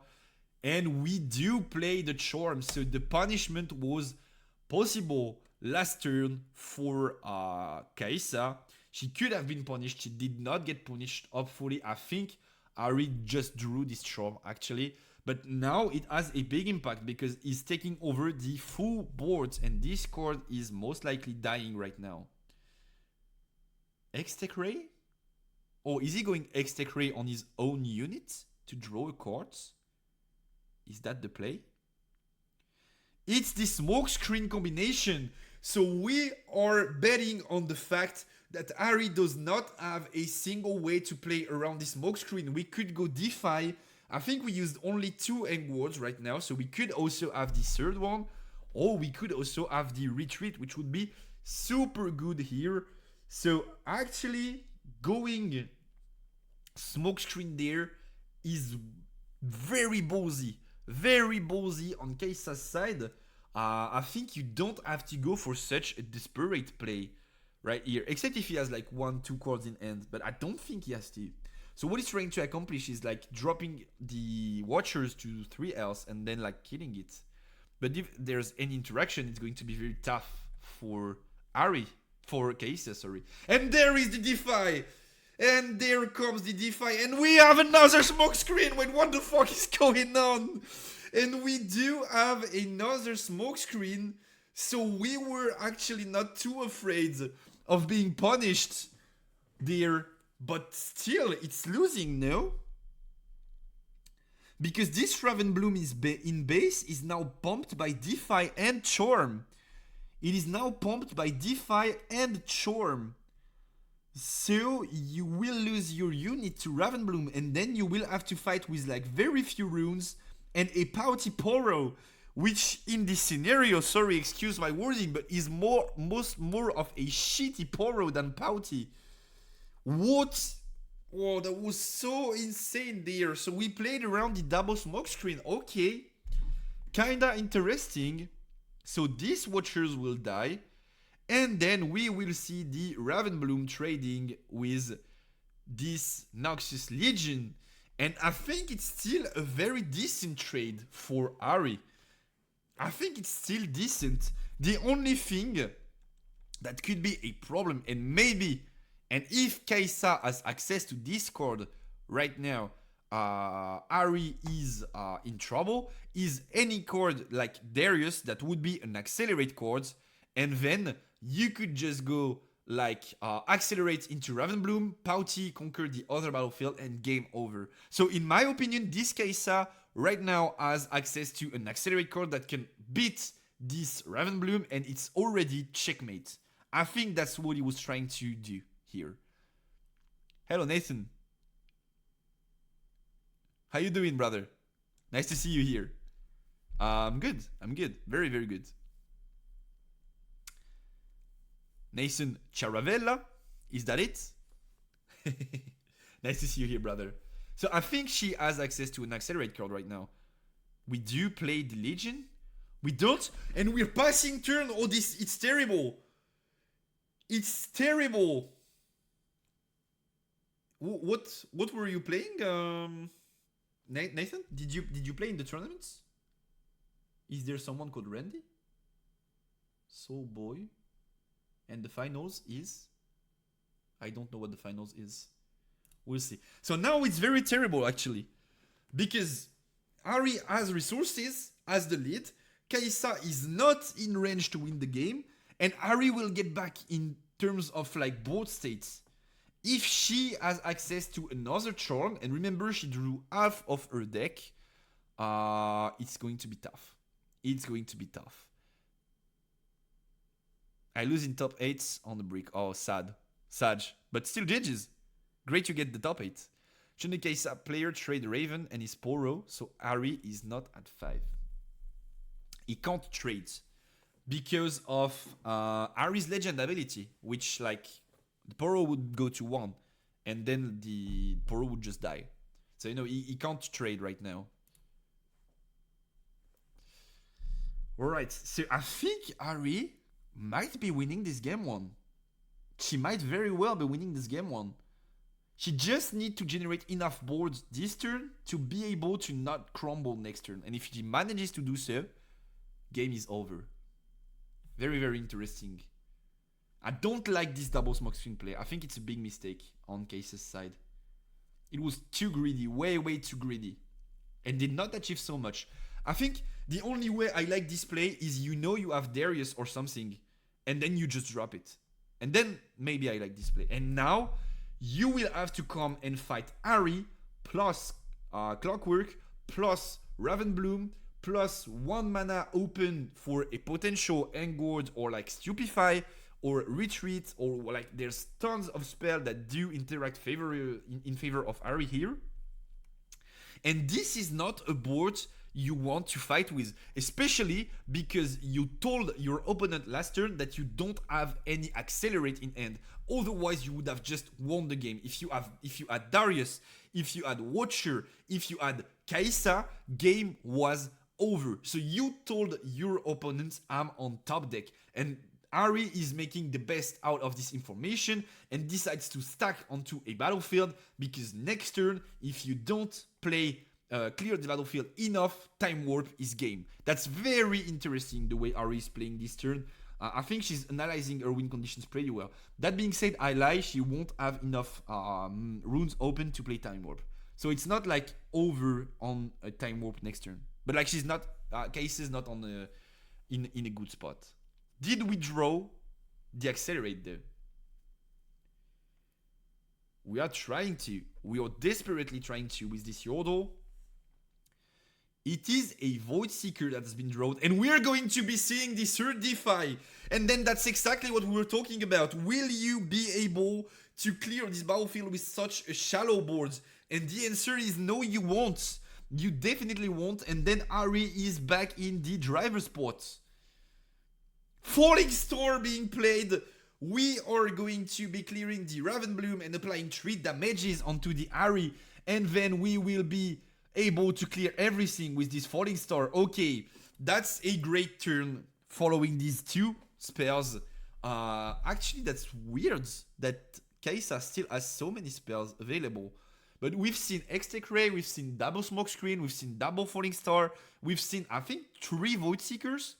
So she did draw into a lot of spells, and that allowed her to clear these battlefields. And that's very good. Now she's in a very good spot. But I think she did top deck some of those, because last turn, it would have been crucial to be able to play these cards. So I think she did top deck some of those, if not all of those. And now she's considering whether she restands 2 runes, but like, looking at the amount of spells she played last turn, is it? Wait, what? Where's the unit? Ahri scoops? Ahri scoops the game. Alright, so probably like not many cards in hand, or poor hand from Ahri, and then she gets a top deck and she scoops. Because like Kai'Sa gets to 7. Then if you're, but he probably like had access to like 0 accelerates. I think he had access to like 0 accelerates, and he was like, yeah, you're just going to hold and win. So he drew, no accelerates. Well, GG's game over, we go to game 2. Oh, we have the lists though. Very interesting. Okay, so it's a very standard Kai'Sa list. No mech, only 1 Kai'Sa, which is becoming a common occurrence in this list. 3 Darius, I like this a lot. Some people are on 2. I think it's a mistake. This card is too important to the deck strategy. And when you're on 3 Cleaves, you need for sure to be on 3 Dariuses. I don't think Cleave is like such a strong card in the deck, but like if you are on 3 Cleaves, you need to be on 3 Dariuses for sure. And then 3 Smoke Screens. I don't dislike this list. Very standard, but I don't dislike it. Now let's look at Ahri. So it's DeFi, Stupefy, Engward, Retreat, Charms. So this lineup I like a lot. Of course, Discipline, Ravenbloom, Stalwart. We are on the Clockwork Keeper strategy though, that I kind of don't like. With only 2 Find Your Center. And then top end cards like Testy and Thousand Tales. And a G-World Colossus. Huh? Oh, we don't see all the cards because of my big face. My bad. Let me get down there. Thank you for telling me. Okay, so Jewel Colossus is actually rather interesting because it perfectly fits that spot I was talking about. Whereas if you have the opportunity to play 5 might or 7 might units into Kaisa, you probably should. And that's the only reason I see this player playing Jewel Colossus, because as of now, this card is not good enough. It has vision, so allows you to cycle, and it has shield one, but that's like not a good card, like decent at best. So I kinda think it's to be able to beat Kaisa, and I don't disagree with this take. Now, how can you be on 6-6 with this, like... How can you be on 6-6 with, like, you have, like, 3, 6... Oh, it's 5, sorry, 5. So 3, 5, 8, and then this guy also burns, so you have 11 burns in green. And then you're on, like, 4 for Time Warp, but, like, Time Warp is a 10 energy card, so you could basically play 5 and, like, be 100% certain, like, kinda, you have 4 blue runes. Because when you get to 10, you would already have played like Troms or DeFi or something, and then you would have recycled green runes. So mathematically, you're like 100% certain you can play Time Warp on 10. So I think you should be on like 7 green to DeFi Troms and stuff. But okay, I don't dislike the list. The list is very interesting, trying to innovate. I can support that, trying to play like not so played cards. You didn't see your video on tools to choose numbers of runes. Yep. Well, not to like make it seem like I'm a big brainer or something. I do have a lot of experience in other TCGs, and that's all of this comes from things I've learned over time and like I've assembled together to like create this knowledge of how to deck build and process and stuff. But I think this is something that is going to be very underestimated, and I think this is something that even like top/pro players won't do, at least not all of them. And once again, this is the difference between random poker player and Daniel Negreanu, if you know poker. It's like you can be good, have good fundamentals, have good knowledge, but the guys that will win all the time and you'll be like, they're cheating or what, is the guys that will think about every little inch of advantage they can gain and maximize it. And this is exactly what you should be looking for in the TCG, because randomness is a big part of the game, but the least amount of advantage you can generate is a person that you generate, but also an edge that you have over your opponent. So let's say you gain 1, but your opponent does not. It's not a 1% advantage, it's a 2%, because like they don't know about it, so they're below your knowledge, and you're above, and you know that they don't know. And this works for a lot of stuff, so you can use this to your advantage. I hate tendonitis. Is it like when you strain your muscles using them too much and then you're like stuck not using them for a long time? If so, be strong, my brother. Be strong. I hope you're going to be better soon. But I can understand. Not really? Oh, it's not that? Because I'm French. I'm French. I'm French native, so I did work and speak with a lot of English people, American people and stuff, but like I'm not so knowledgeable about like technical terms in English because I never actually lived in a British like / English country. Painful feeling in your tendons, inflammation. I do think we're talking about the same thing. It's like, let's say you're like a teacher and then you use your wrist to write too much. And then at some point your wrist is like gets inflamed and then you're like you can't use it for a while, the time for it to heal. I think it's the same thing though. In French it's tendinite. So I think it's that, exactly that. So what's the story of this game? We do have a Ravenbloom on Ari's side, very very strong unit in Ari. Talking about the same thing. Yeah, I think so. I think so.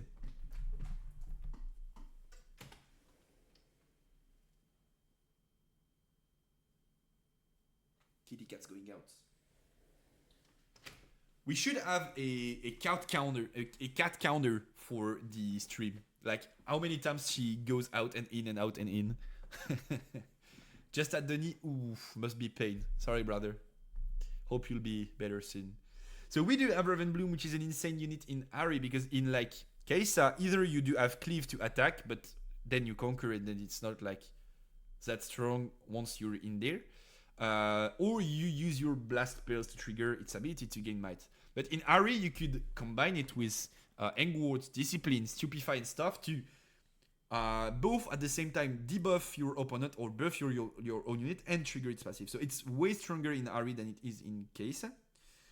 So I think this torch is like rather advantageous for Ari, and also Ari gets 2 torch, so she's in the lead once again. And now she will have to try to find a way to not lose that many early points as she did in the first game.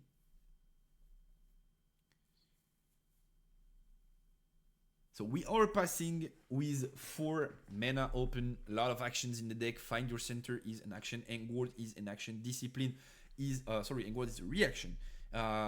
Discipline is also a reaction. What do we have left? Retreat is a reaction. And Kai'Sa will be digging for her options. We will play the Legion and we will pass. So building a lot of boards, building a strong boards. And Kai'Sa played the Dreaming Tree too. Rather interesting. I think Kai'Sa, so obviously Ari benefits way more from the Dreaming Tree than Kai'Sa does. So I do think Kai'Sa being up 1-0 in the matchup, so in the best of 3, is like, okay, so I can afford to lose game 2, so let's just put the Dreaming Tree now. And if I lose because of it, it's not too bad because I'm going first game 3 and I have the advantage. So I think that's the thinking process. But I don't like Kai'Sa playing Dreaming Tree because I think it's way less beneficial to Kai'Sa than it is to Yi or Ari or other green decks. And so in a meta where you're fated to face green decks, you should not be playing this card if you're not better than them at using it, in my opinion. Once again. So we decide not to go with the Ravenbloom because we are full tapped, which means we have no energy left. So this Ravenbloom would just be a 2 might unit, no way to buff it, not a very strong card, so we are passing there. And what is it that we are talking about? Does Ari want to try and... Wait. Ari passes? What does this guy have in hand though? On 4, I can kinda get it. On 6 though, he drew 2 cards of God of the Grove Wheeler. So passing on 6, what's that? Is that like Fox, Fee-Folk something? Like, why do you pass on 6 here? You have so many cards you could potentially play. Interesting. Defy. Yeah, maybe, but like she drew 2 cards. She played 1 card since the beginning of the game. So she was on 5. She went to 4. Then she drew 4 turns. So 5. Then she drew twice. So 7. And she's not playing any card on 6 mana. Very weird. I just stopped speaking English. It's fine, whatever. Whatever, don't worry. I can translate if you're tired. Part of the job. Literally parts of the job. So don't worry. So what will be Kai'Sa's reaction? Because now, if Kai'Sa has access to any blasting spell, it's a very tough time for Ari. You just try to get rid of this card and then you're in the driver's seat once again. So it's Yordle going to the Dreaming Tree and Ari going find your center. So that's indeed what we were waiting for. We had access to the find your center. Interesting. But can still be cleared. This Ravenbloom. It's going to be Stupefy to draw 2 cards in this Dreaming Tree. Very interesting here for Kai'Sa. A lot of free card advantage actually. No way Ari can contest the battlefield this turn. Then Ravenbloom gets 2-3. Are we trying to trade this Ravenbloom with our very own Ravenbloom? Like, she could go like X-Tech Ray, then this dies, but not if it's buffed. But then if it gets buffed, your Ravenbloom is 4, and like whatever buff they put on it, you will be able to go through because it has 3 damage already. So let's say they buff 2, then it's on 2 health. Yours is 4, but then you take Ari's Legend effect, so you're on 3, and so you're 3 into 2, which is not so good though, because if they have any buff, they full heal and you miss the trade, so probably you don't do that. And we're going Darius. And 7 is way more of an interesting number right now. We could just go 7 into 3, which becomes 6 into 3, which forces either 2 buff or you lose because you're more than a buff ahead. Because now it's like 6 into 3. If they play Engwood, they get 2 from Engwood, then 1 from Ravenbloom. So they're on 6, and then you go 6-6, you trade. So they need to play 2 cards to deal with this Darius. So it's a way better way to trade with the cards. And you still have backup left in base if you fail the trade. But they used a lot of resources. Maybe you could also go like Darius plus Legion to make sure you're killing. Yeah, something like that sounds cool too. I swear to God, by the way, I've not seen the game before. I am like looking at it first time with you guys. I don't remember Ari playing Smokescreen. Interesting question, actually. Let me try and guess. She is not on Smokescreen, indeed. No Smokescreen is a deck. So we do go for Discipline to draw an extra card. At least we are now able to trade this Darius. And if we have the Inkwords, we trade everything, but we don't. So this Legion is going to stick in the battlefield and be able to take it over and bring Katchouze its second point. We will have the tasty Faithful used to answer right away. So we are now able to kill this Legion, take control of the battlefield again, and now our Katchouze opponent is facing a problem. Either you let me have this battlefield, but then I'm going to be scoring a lot of points, which you don't want me to, or you come there, you use resources to fight my Fifolk, which I won't have to use resources to protect it. And if it dies, I'm drawing 1, channeling 2 runes. So it's a big problem, this Fifolk for Katchouze. I think Ari is in the driver's spot now. I think Ari is in a comfortable spot now. Even though Katchouze is on 3 points, Ari 2. They are taking time updating the overlay, but it's 3-3 right now. Yep, it's 3 points to 3 points right now. And now it's time for Katchouze to bring in the answers to this Fifolk. And there's like, once again, no very good answer, because either way, no matter how you clear it, you're going to be giving resources to Ari. And that's not something you want to do. Also, Ari has still 1 mana open. So you have to be careful about like cards like Retreat, Engward, and stuff.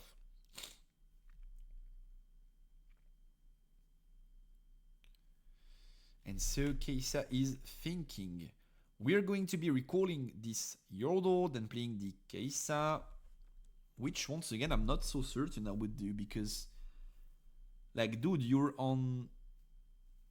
into Ari and you know that he plays Charm. So if you don't have a reliable way to clear the board right now, it's tough playing this Katchouze. So it's Smokescreen, targeting the Fifolk. Wait, what was it actually? Thanks for the follow, Reunicos. Nice to have you here. How you doing, brother? Oh, okay. So he just wanted to play the. I think this card is like Student, no, or Adept or whatever. The When I Die Draw One guy, and he missed, and he dropped the Smokescreen by mistake. Okay. Which once again, I don't like this board state.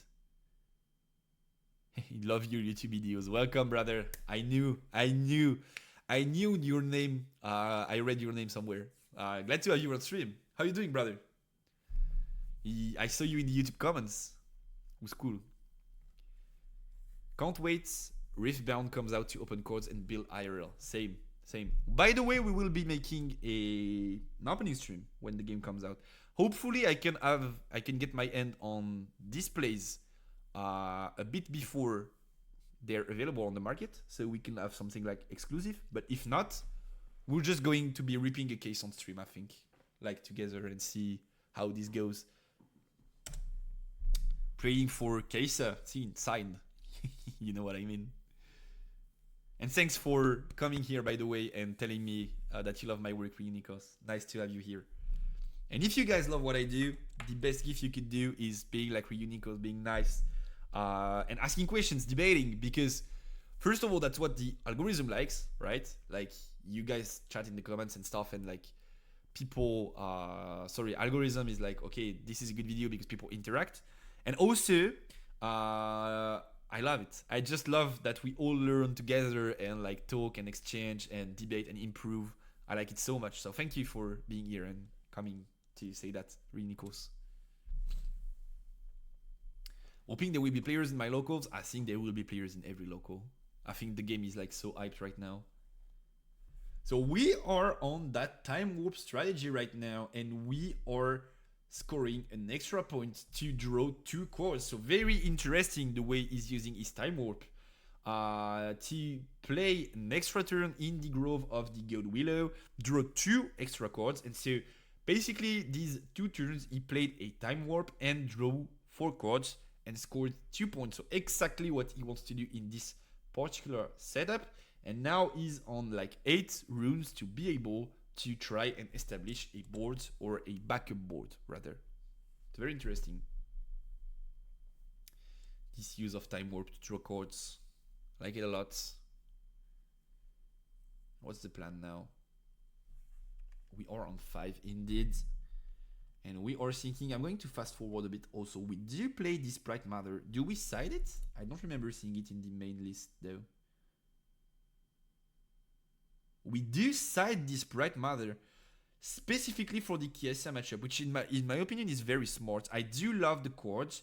It is true that it sometimes feels a bit weaker in certain matchups, but in the Kaisa matchup, this card is such an insane card that I do love the decision of still running it in your side deck, even though it does not match your deck strategy very well, because I think it's very, very strong in Kaisa.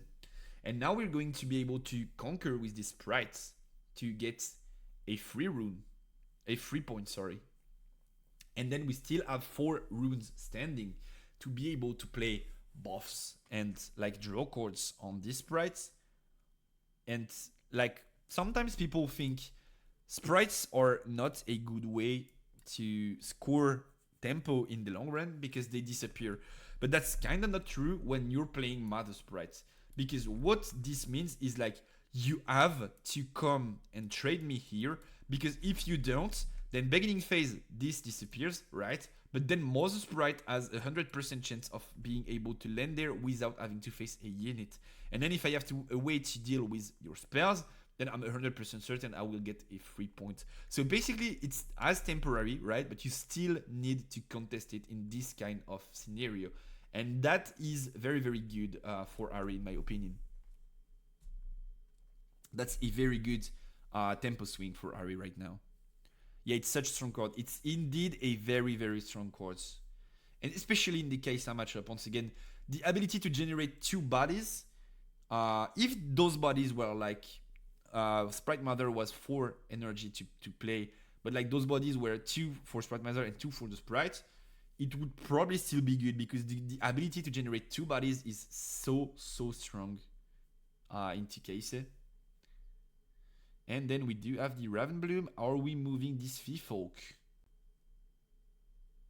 We are moving this Fifolk in base, and we are preparing next turn. Okay, interesting strategy. So this probably means it does have a strong end already, like something like Fox, probably. I think he's hinting that he has Fox. Maybe it's a bait though. But if I was Kaise here, I would be like, he has Fox, because the only reason for him not to want his Fifolk to die is because it's a strong enough unit to deal with whatever I put into battlefield. And the only reason this would occur is because he goes Fox next turn. So I would probably be playing around Fox as much as I can right now, if I were in Kaisa's shoes. But probably this game is already not doomed, but like in a tough spot. Because this sprite is a pain to deal with right now. Even if you attack with Kaisa, Kaisa gets like -1 from Ares Legend effect, and then it's 3-3. So you need to put in either 2 units or to use a resource from your end to trade it.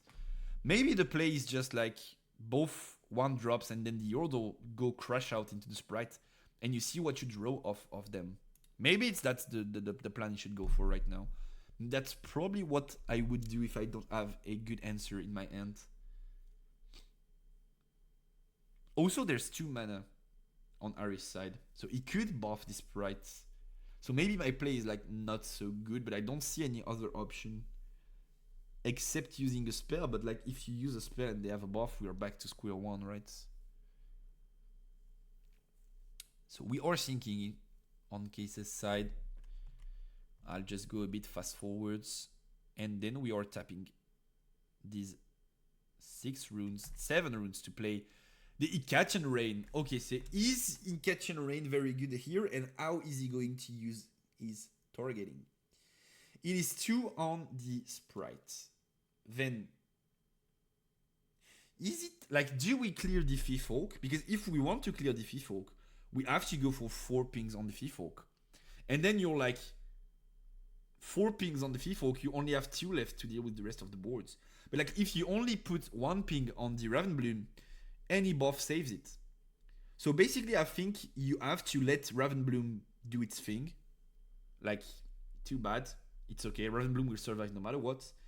And then you go like 4 pings onto Thief Folk, and then 2 pings on either Sprite Mother or Sprite.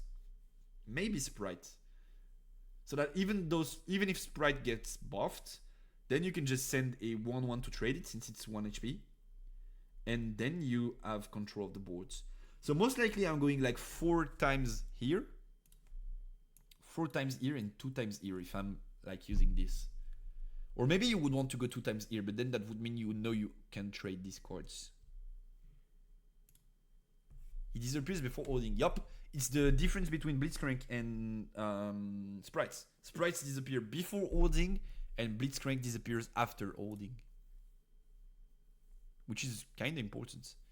Time Warp Ari list loses way too hard to the list. I agree. In my opinion, Time Warp Ari is only good if you're able to go ahead. And if you are not, then it's tough. So it's oh, I dislike these pings so much. So if Ari is able to go like buff on Thief Folk, then Thief Folk goes to 8 survives, and Raven Bloom goes to 1 survives. So the only reason to do this is like you have Falling Star. If it does not have Falling Star, it's a terrible Kitchen Rain. If it does have Falling Star, it might be decent. So the only reason I can see for these pings specifically is Falling Star. Which might be the case though.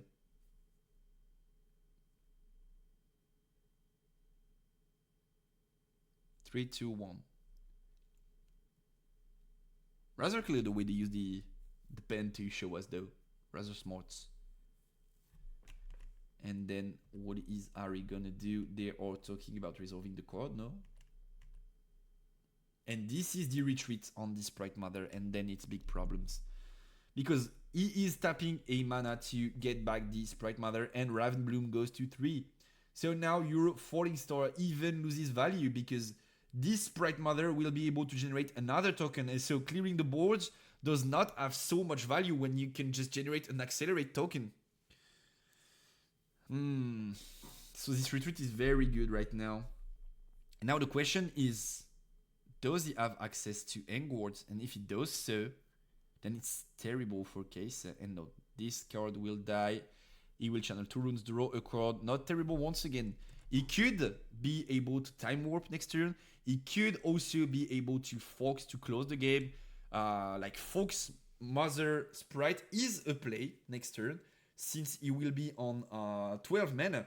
So he could accelerate Fox for 8, then Sprite Mother for 4, and maybe conquer both with maybe this Raven Bloom that survived. And now your Falling Star is such low value. Like you trade a 1 HP Raven Bloom and you kill a Sprite for 2 burns because you already used your legend effect. Very, very tough spot for Prismaticism. So this guy gains might once. And then what are you going Falling Star here? Is this the kind of play you want to take? It's very expensive though. Both resource-wise. because you're behind in the game. So even if you gain control of the board right now, you're not in a very good spot. Like, you're so far behind, a lot of stuff could happen. So, like, maybe even next turn, Ari just goes like Ravenbloom into any battlefield, plus like Discipline. So Ravenbloom goes to 5, Conquer, and then Time Warp, and it's game over. So you're in a very tough spot if you're Kai'Sa here. I kinda dislike this rain. I really dislike it, to be fair.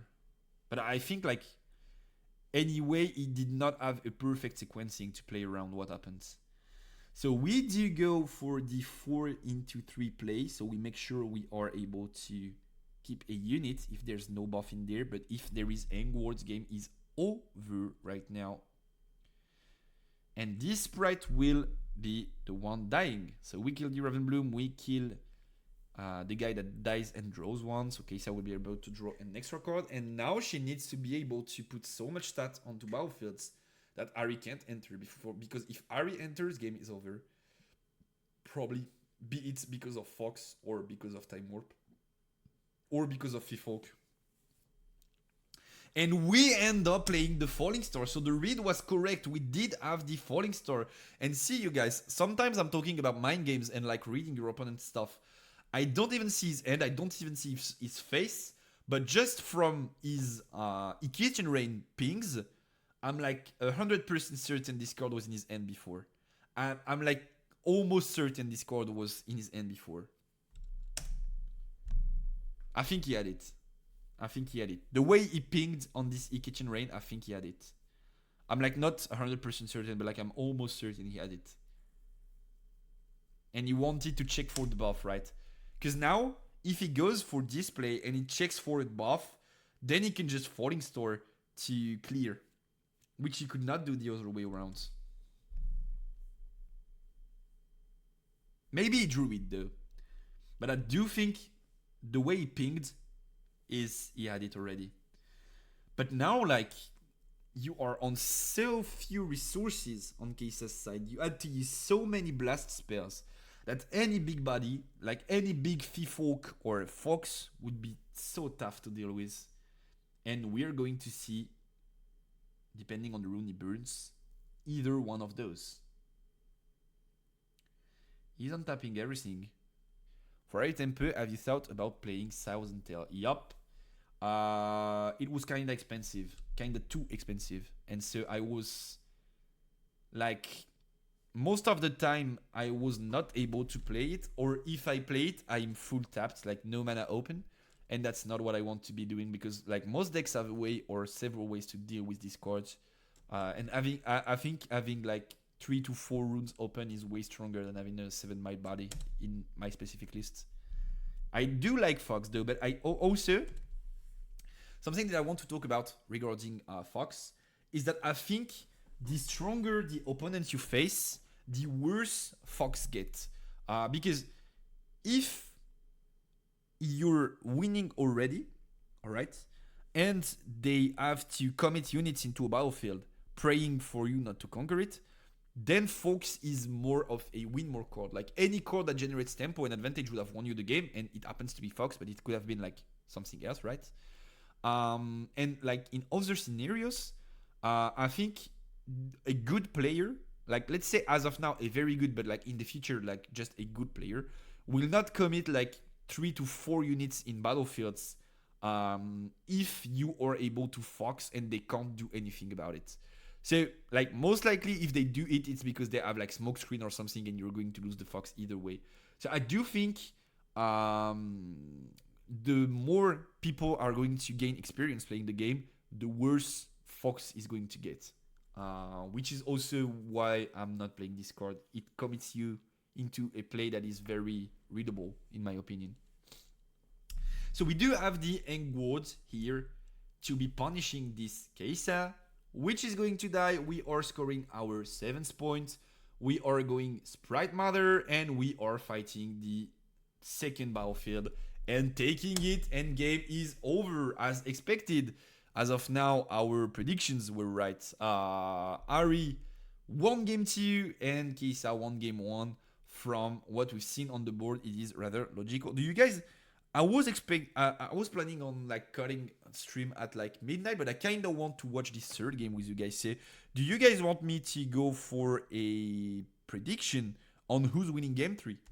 Actually, who's winning game 3? Could be a fun way to have you guys play with me. Answer being, of course, Ari first and then Kaisa second. And I'll give you like 2 minutes to bet. Same, I want to go to bed, but I want to see the end. So let's go. You guys can bet while the game is starting, and then we'll see who gets to win game 3. I would say Ari most likely is favored into game 3, because now that she put Smokescreen and Sprite Mother in the deck, I do think she has a way better matchup into Kaisa than she did game 1. And I think she probably took out these Clockwork Keepers too, going second. Like, these are not good cards going second. All in Kaisa. Full trust for Kaisa.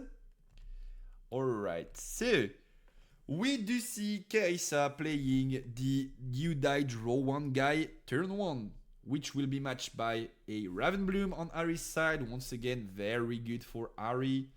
Ari is on that Trifarian War Camp game 3 though. Okay, rather interesting. So, I think the idea is sometimes they have tough matchups playing into decks that are able to spam a lot of 1 might bodies.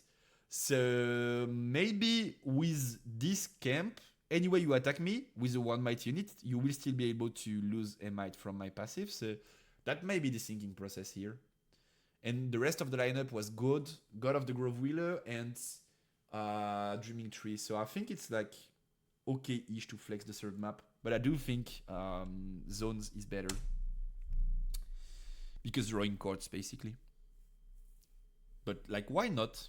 To be fair, why not? Trifarian War Camp is something I can see.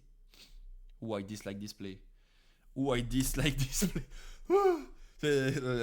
Oh, the misery. We've been charmed game 1, so why not commit into charmed game 3? Okay. So Ravenbloom to the right, Charm into Kaisa. We are full tapped. What could happen?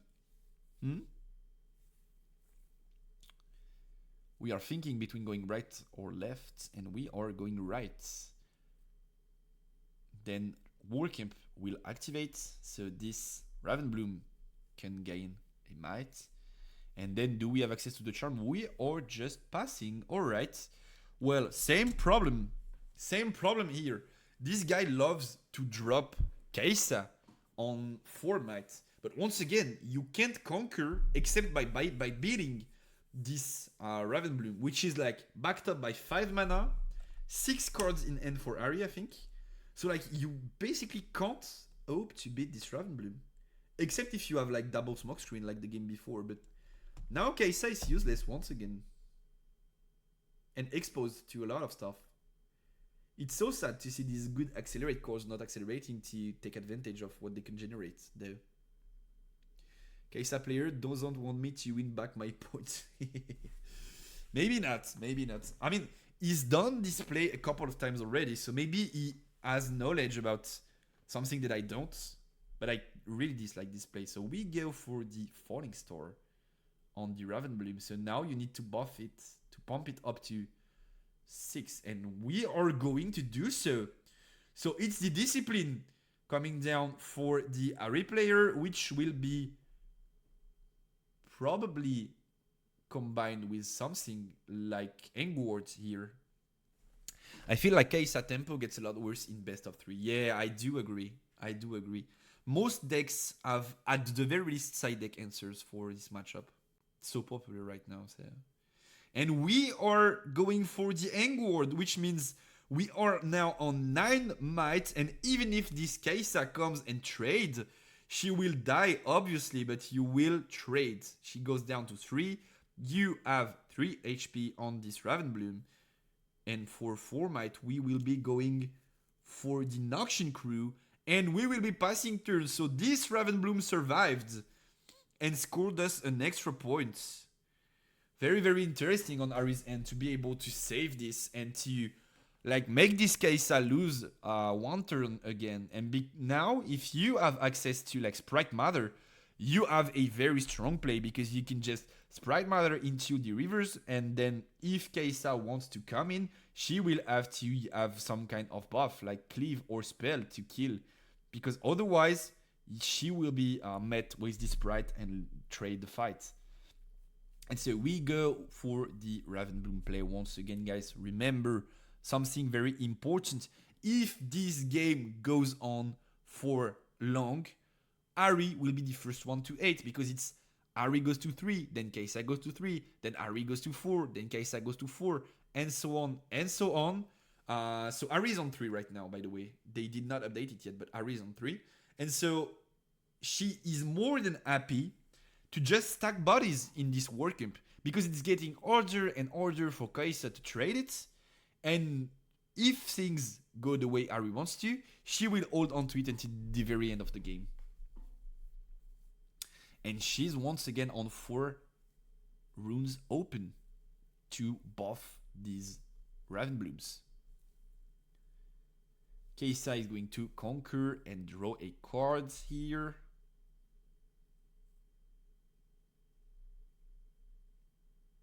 Okay, so Ari is on 3 for sure, don't know.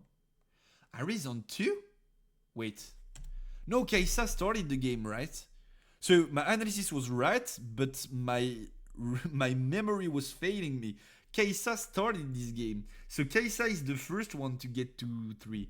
So that's a bit of a problem then. But we are still using Ravenbloom there. Interesting then.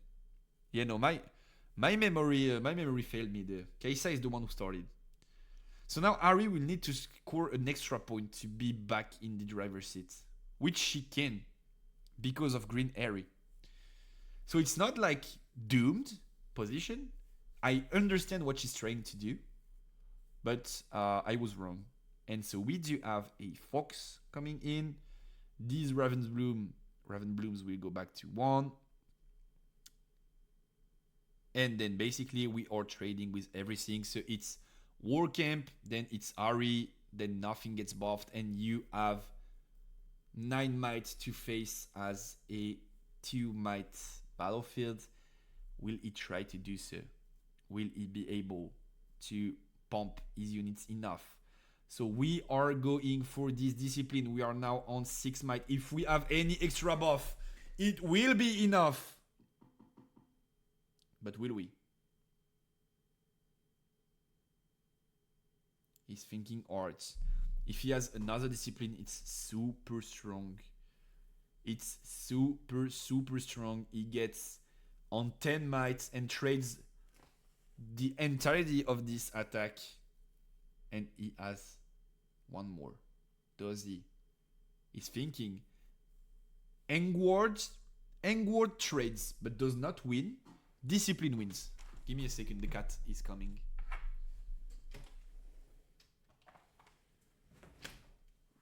She's back in. There. Or we are indeed using Engwards. So it's now 9 to 9. And are we trading or do we have an extra card? We are trading indeed. So we are taking on into Kaisa's boards.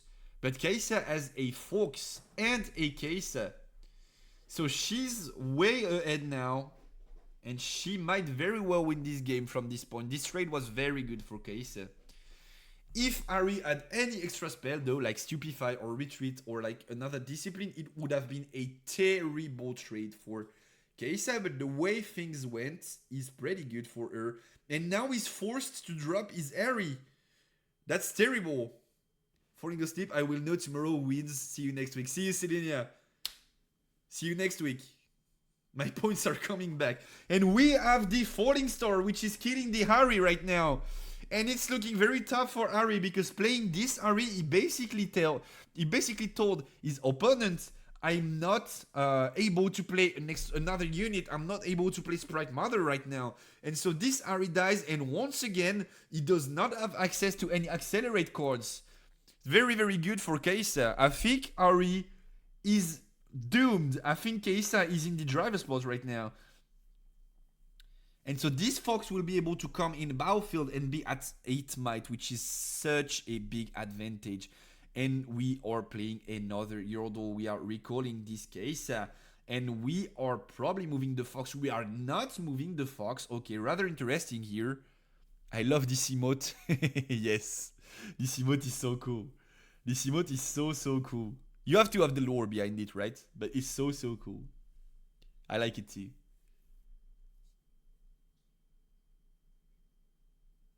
Alright, so we are going for a Folk Ravenbloom setup play, and we are passing over. So no accelerate for this Folk to not have it trade instantly by the Folks. Very understandable here. Kai'Sa will be conquering though and gaining an extra points and drawing an extra card, and then Fox is conquering too. In the reverse row, anyway, Ari would want to trade it. You could then go back to base and avoid showdown. And now Kai'Sa is in the lead, and I think, guys, unfortunately, because you guys know I'm an Ari fan, but I think this game is over. And now is the perfect spot to be ranting about why Time Warp is bait and why you should look at my video on how to play Ari without Time Warp. Because let's say you do have a Time Warp in hand since like turn 1 or turn 2, and like remember he's playing 3 Time Warps main deck, so it's very likely that he drew one at this point. When have you been able to play Time Warp in this whole game? Answer is simple, never. It was always a trash card to drop. And so I really don't think this card is good when you're playing from behind, which means you have to come back in the game. Time Warp does not help you do that, and that's exactly what's happening. And I would not be surprised after his scoops to see 1 or 2 Time Warps in his hands, and he never gets the chance to use them. And I think that's what's happening right now, because we saw him skip turns with cards in hand. So most likely cards he can't play, and this could very well be a Time Warp. Falling Star will be targeting the Ravenbloom twice, probably, to deal with it. No, it's targeting once Ravenbloom and once Folk, so we'll go for the smoke screen, which is met with a defy, but the other smoke screen comes on and will probably end the life of this Folk. Folk is dead. We are channeling runes and drawing a card, but we have no boards, and we need to trade a lot of resources here. The sprite will come in. We do have the Engward to pump it to 6. Does Kai'Sa have an answer? Seems like he does, with 3 runes still open. And we do have the X-Tech Ray played here. The idea is just to prevent the sprite from taking over this battlefield. Are we trading now? Or are we not? Is what the Ari player is asking. Do we have another X-Tech Ray? Change Falling Star into Smokescreen, or you can inflict damage and after reduce his might. You can inflict damage and after reduce his might. So basically what you have to see in the might stat of a unit, so in this case Folk, is that there are 2 stats. First one being HPs and second one being attack points. And so in this instance, he had like these are each his HPs, right? So it's like 6 HPs here, 5, 6. These are HPs. Then he has these. He took damage, so he's on 3 HP left, right? But then you go Smokescreen, and so basically what happens is that the might stat, which is above everything here, is neg4. So you basically lose 4 HP, right? So let's say these 4. And then everything you have left are these 2 HPs, which have already been damaged. And so you die. So yeah, it works in both ways. You can either reduce might, then use spell, or use spell, then reduce might. Most of the time you will see people reducing might first though, because then you go Smokescreen, they go Defy, you obviously don't go Falling Star. But in both scenarios, we have seen this player use spell first. It's because he had double Smokescreen and he was planning on beating the Defy anyway. So like in this particular scenario, it's rather interesting to see the sequencing it chose to adapt his game plan because he had double smoke screen instead of just only one. But you can absolutely do it both ways. And both work, of course. So now, this little sprite is on 3 mites. On 3 HP, sorry. So he's killing this Kai'Sa for sure, but he's not winning over the battlefield. And Kai'Sa is thinking on another X-Tech Ray. So he's going all in. He burnt a whole ton of runes to be able to gain advantage, and now he's planning on sealing the deal and winning the game with this double X-Tech Ray. Do we have an answer on Ari's side? Bonhomme, like we say in French. He's taking every risk, but he's in such a good spot. And Ari scoops! And it's game over. Kai'Sa wins this best of 3. Very well done on Kai'Sa's side. And one of the reasons I do not like this time warp strategy in Ari is because when you fall behind, game is most likely over before you get the chance to activate time warp. So GG's to those who said Kai'Sa was going to be winning, which is basically all of y'all. There's 99% on Kai'Sa and 1% on Ari. So Kai'Sa wins and Mosen gets his points back. GG's Mosen. Would a tempo Ari have won this game though? Probably, right? Like, Kai'Sa lost a lot of tempo early on, and Fox is a very free trade for tempo Ari, so I do think tempo Ari was in a better spot in this game. Well, that was fun though. That was fun. That was a very fun game. Like, all those double smoke screens and stuff and like defis, and we go like, oh, he's greeting. Will he have the smoke screen? And then he goes like smoke screen and then defi and then smoke screen. It was very fun to watch. Did you guys have a great time? I did have a great time. I will be looking for another streamer to raid. Oh, there's someone streaming Riftbound as of now. Because for the past 2 weeks, we have not been able to find a single Riftbound streamer online at the time of raiding. Do we have a Riftbound streamer? Please, someone be there. I can't be the only one. I'm not the only one. Let's go. Who are we raiding? We are raiding Zbroshson, no? We are definitely raiding Zbroshson. Let's go. People will stream it when the game releases. I think so. And I hope you guys will still come and see me when there are bigger streamers around. But I had a great time tonight. It was very fun. So I'll see you next week for games of semifinals and finals of this Riftlab Trials Day 2. We'll of course be talking about the news. I'll be giving you my feedback on my set experience and how it went. And so thank you so much guys for being here. So 8 p.m. Paris time next Wednesday. So in the afternoon if you're in the US, depending on the coast. And yeah, I had a very great time. I prepared a raid. So I need to raid Zbroshson. Zbroj Son Riftbound. Perfect. I can prepare the raid. Are you going to stream more, not only Wednesdays? I would love to, but currently I'm employed. I do create content for Ludo Trotter, which is a French brand specialized in like selling games and TCGs and stuff. So as of now, I don't have time to stream more than once a week and edit videos and work. That being said, if I have the opportunity to grow bigger, both in terms of audience and revenue, I might go back to full-time streaming if Riftbound is as much of a success as I think it will be. So it's kind of on the amount of you guys being here and stuff that will decide this. But as of now, I don't want to put myself in a situation where I'm fully committed to Riftbound and I do not earn enough money to make it sustainable. But if I have the opportunity to do so, I would definitely go back to my old schedule of like 3 streams a week and and like talking about the game. And yeah, I would love to do so.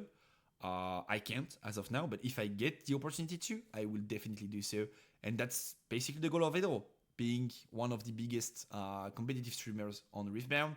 And if you guys help me achieve that, then that would be like so insane. So see you guys next week.